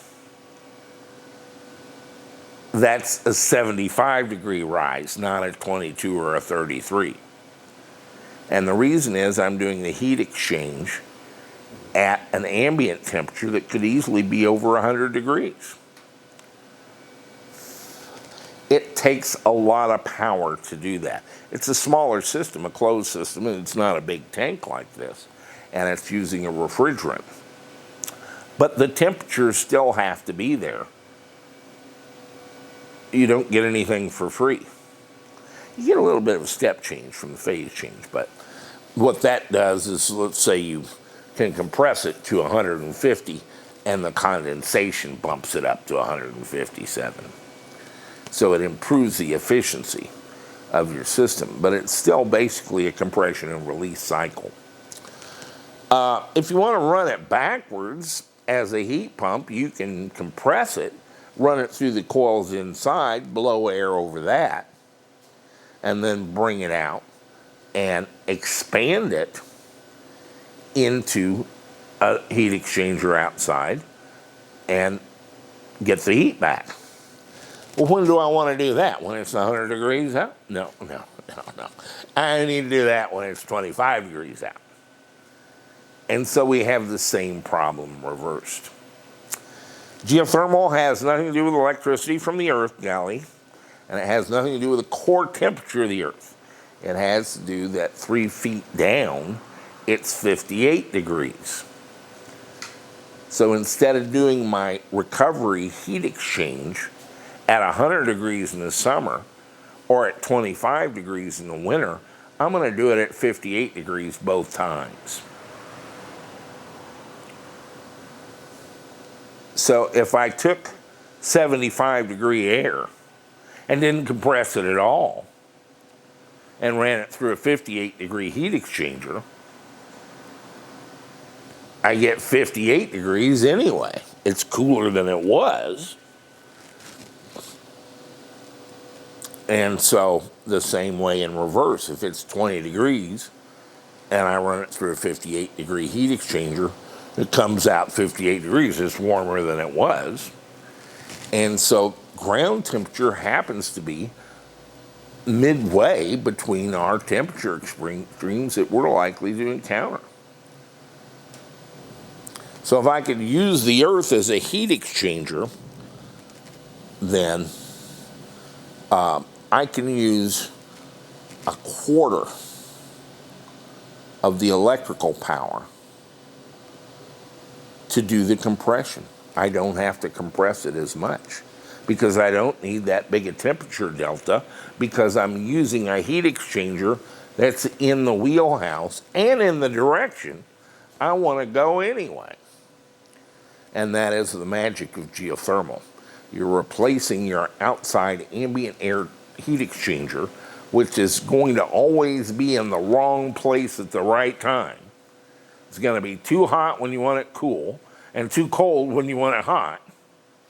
And you're going to split the difference at 58 degrees And that's going to be cooler than what you're trying to cool and warmer than what you're trying to warm before you ever compress anything. Now you can take a small temperature delta and effectively heat and air conditioning just as well as you were doing with the other unit. And because it's a small delta in temperature, it's a small delta in pressure. And so it takes correspondingly less electrical power to make that temperature delta in the loop. I'm going to put up a diagram here. Miss Hannon alluded to a magical shop in Oklahoma that makes their very special heat pump for their geothermal. The magic shop is Climate Master. And they happen to be the 800-pound gorilla in geothermal space. There's a lot of forces at work in favor of geothermal and some opposed.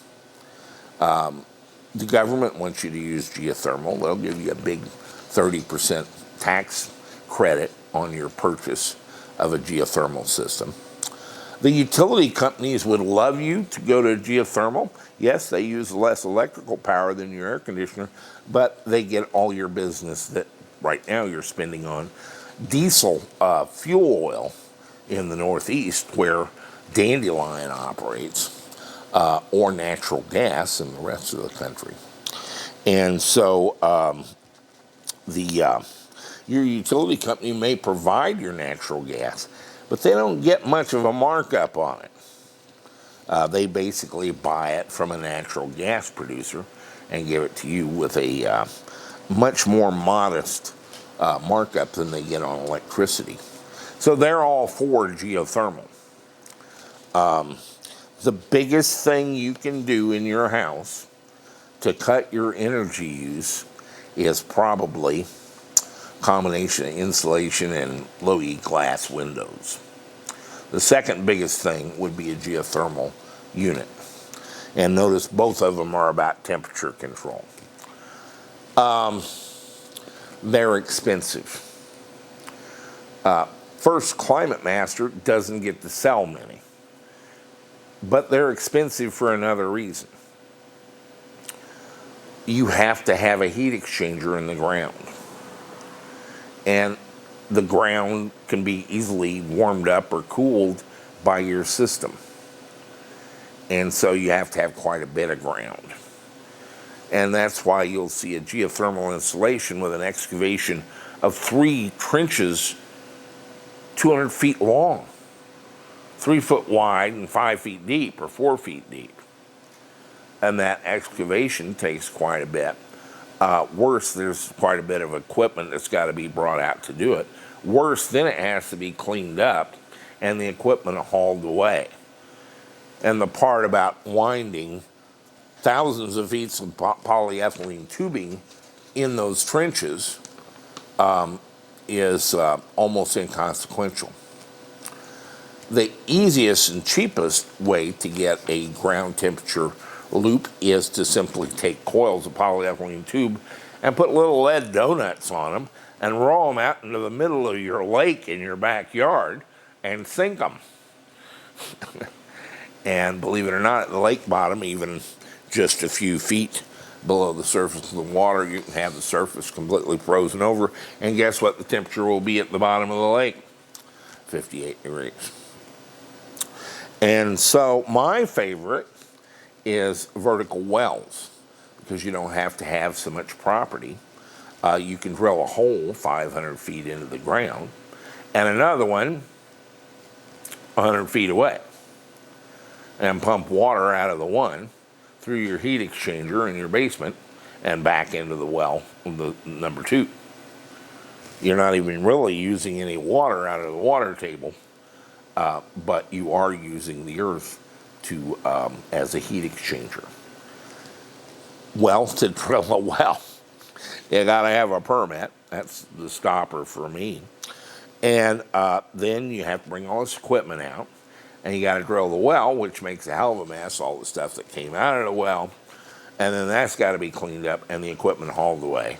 And every few minutes, they have to add another section of rod on the drive for the drill bit.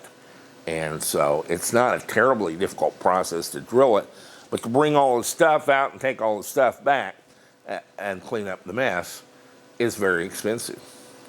So Climate Master's under very little motivation to save you any money because they're not the problem anyway. And they have to resolve themselves to being a fairly low volume manufacturer because of the expensive geothermal. But the gains are immense. Air conditioning equipment are rated by their energy efficiency rating, which is a ratio of the amount of electrical power, kilowatts in, to the amount of British thermal units removed. And since we're all using outside heat exchangers, that efficiency is going to vary with the outside temperature. It's not too tough to heat a home, to air condition a home to 73 degrees if it's 80 degrees out, as previously discussed. Harder at 100. So they have a seasonal model, which gives you a certain number of days at every temperature through the summer.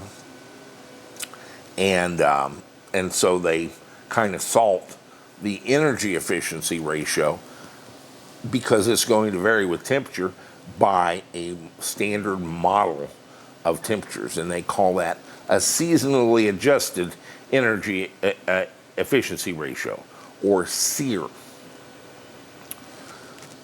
Climate Master has a 48 SEER trilogy system that is astonishing. Now understand, you use some electricity simply to circulate your liquids in the heat exchanger. So that's a little bit of a loss. But then they have kind of an advanced sensor and control system where they use a variable speed drive like we do in a car to run the compressor. And so if you don't need as much air conditioning, it runs slower and uses less energy. And if you get warm inside, it will crank that up. So it's a modern system. And the heart of it is it uses that 58 degree ground temperature as your heat exchanger medium. This is an image of the system.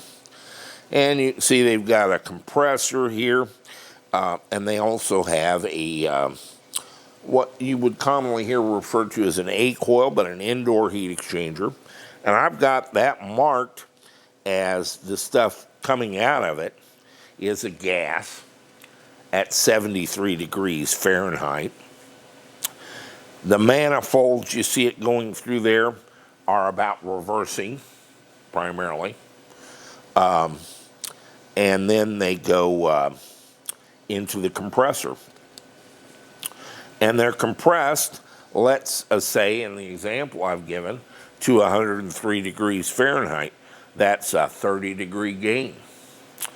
And that goes through some manifolds. Through your loop heat exchanger on the bottom on the right here, and you see your green ground loop and your loop pump. That is the 58-degree liquid from your geothermal, earth thermal temperature. Your earth temperature is not your core temperature, your planet, golly, it's just the temperature of the dirt below the frost line. And it goes through that and is cooled to 73 degrees. Let's say, we could say 58, but that's kind of a function of how fast you run everything and what the efficiency of your heat exchanger is. Let's say it comes out of there as a 73-degree liquid, and it goes over here to EEV2. That's your expansion valve. And at that point, you release the pressure back to the original pressure, take your step change from the evaporation. This is where evaporative coolers come from. It's just that step change in evaporating a liquid to a gas, a state change, or and air conditioning, for some reason, they refer to it as phase change terminology. And so we're at 43 degrees here. We get our 30 degrees back from 73 out of the heat exchanger, and that gives us 43 degree chilled gas into the A coil, and we blow air across it, and we get about 43 degree air out of it. These are not going to be exact. It might be 40 degree gas, and we get a 43 degree outlet thing. By the time that gas has gone through all the coils in the A coil, it's going to exit warmed up back to about room temperature and go back through to your compressor. And that is the situation. Note that if you do compress this gas, it would be okay to take that hot gas and grab a little additional heat exchanger inside of a hot water tank. Just some coils inside of a water tank that feed your hot water system. And we can take some of the heat out there and use it to make hot water, which is a big load of your energy use in a residence. And so the trilogies basically have a hot water system that in the summer, when you're trying to cool, can virtually take care of all your hot water needs. And so that is the basic loop, and it operates from the two things I've talked about.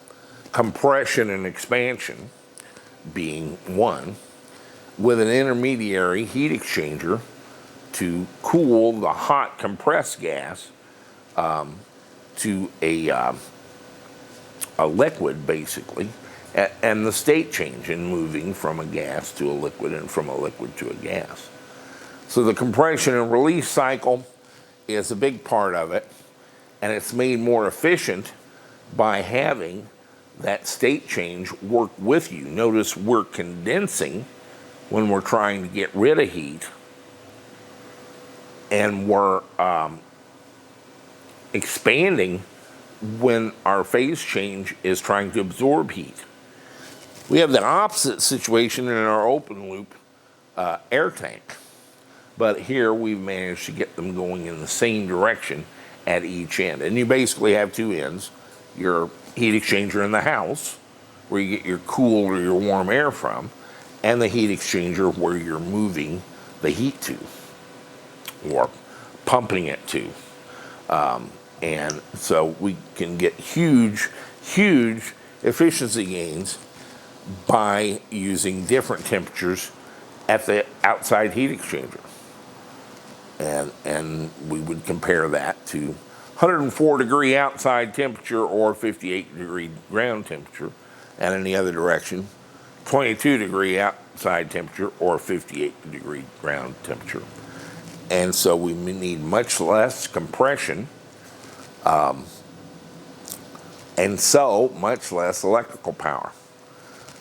The sears are kind of by law required to be about 14 right now in the United States. The Climate Master is a 48.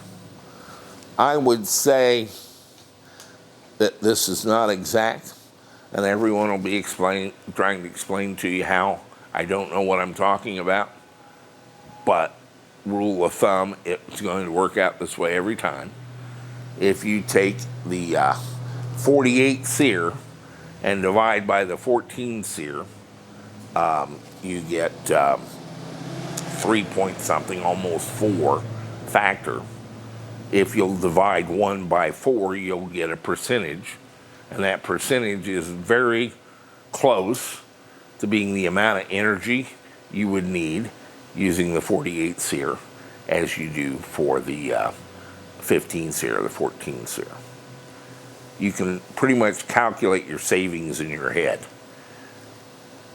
If you have $100 you spend on air conditioning in a month, you go from a 15 to a 48, divide the 48 by 15, divide the result into 1, and that gives you a percentage, times your $100. In the case of 15 and 48, your $100 a month cooling bill is $29. That's how big a difference it makes.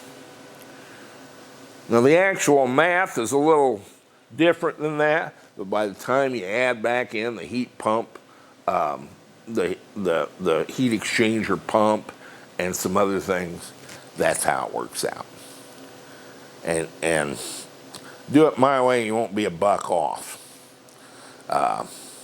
So that's the financials on it, is by increasing your SEER, you can decrease your monthly bill for that. The monthly bill gets people wrapped around an axle. I don't live where I am. I live where we're going to be.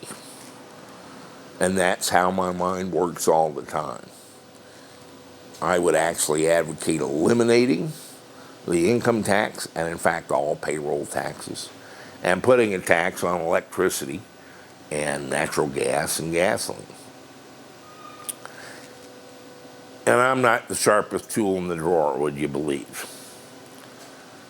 They're going to come up with this. The utility companies have a constant need to increase their take from you any way they can. And your electricity is not going to be 13.5 cents a kilowatt hour, guys. I'm sorry. So if your $100 cooling bill turns into a $2,000 cooling bill, you'll be wanting ways to cut that.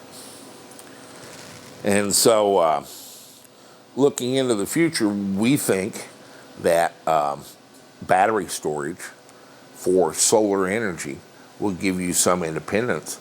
But you need to give some thought to, like, turning off the bathroom light if you haven't been in there in 4 days, and insulation and glass. But the low-hanging fruit is your furnace and your air conditioner. It's just pregnant. It's eating you out of house and home, keeping house and home cool or warm. And it's gonna be worse. So it's as good a move as buying more solar panels and a bigger battery to simply cut how much electricity you use. And again, I don't advocate suffering for the planet. I'm not that kind of guy. I want it 71 in the summer and 74 in the winter. I want to be warm in the winter and cool in the summer. And what's it going to take to get there?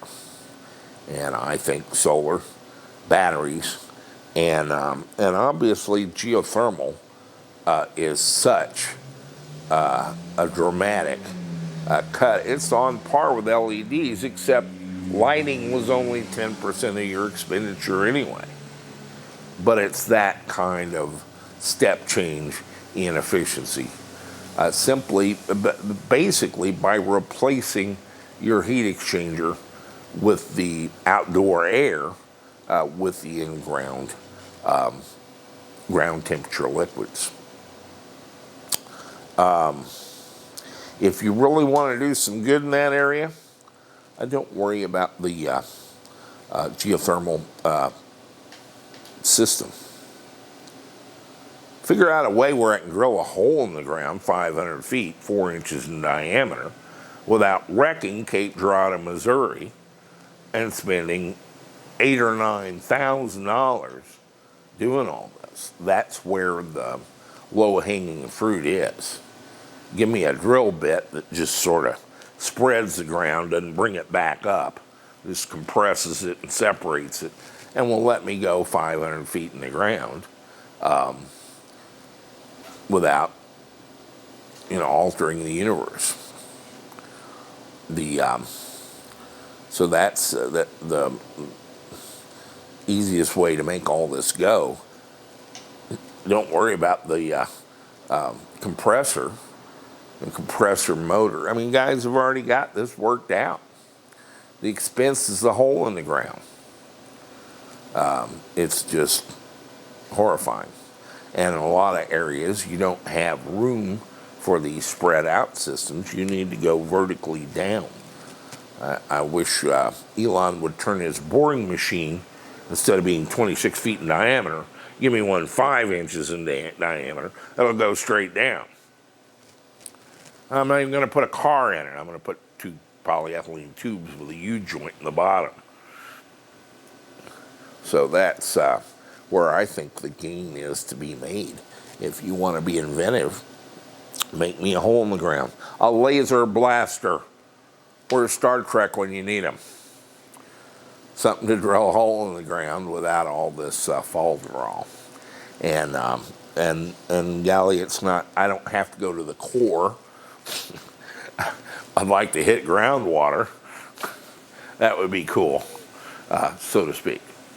Stay with us. While editing this video, I thought I'd try snumming from the bedroom, where I've tried it many times in the past, never successfully. And it worked perfectly. Here we are reversing. It detects the garage door, issues a HomeLink activated command, and amazingly the door opened. And it, once it was open, the car backed out from the garage. And it should issue a bit of a HomeLink command to close the garage door, which never quite closes it. And this is the part of autonomous driving that I would like to have actually work. Get the car out in the morning and back it out of the driveway, warm it up or cool it down, and just go down whatever. And there it stopped. It's issued its second HomeLink command to close the door, which never works. So I assumed that it wouldn't in this case.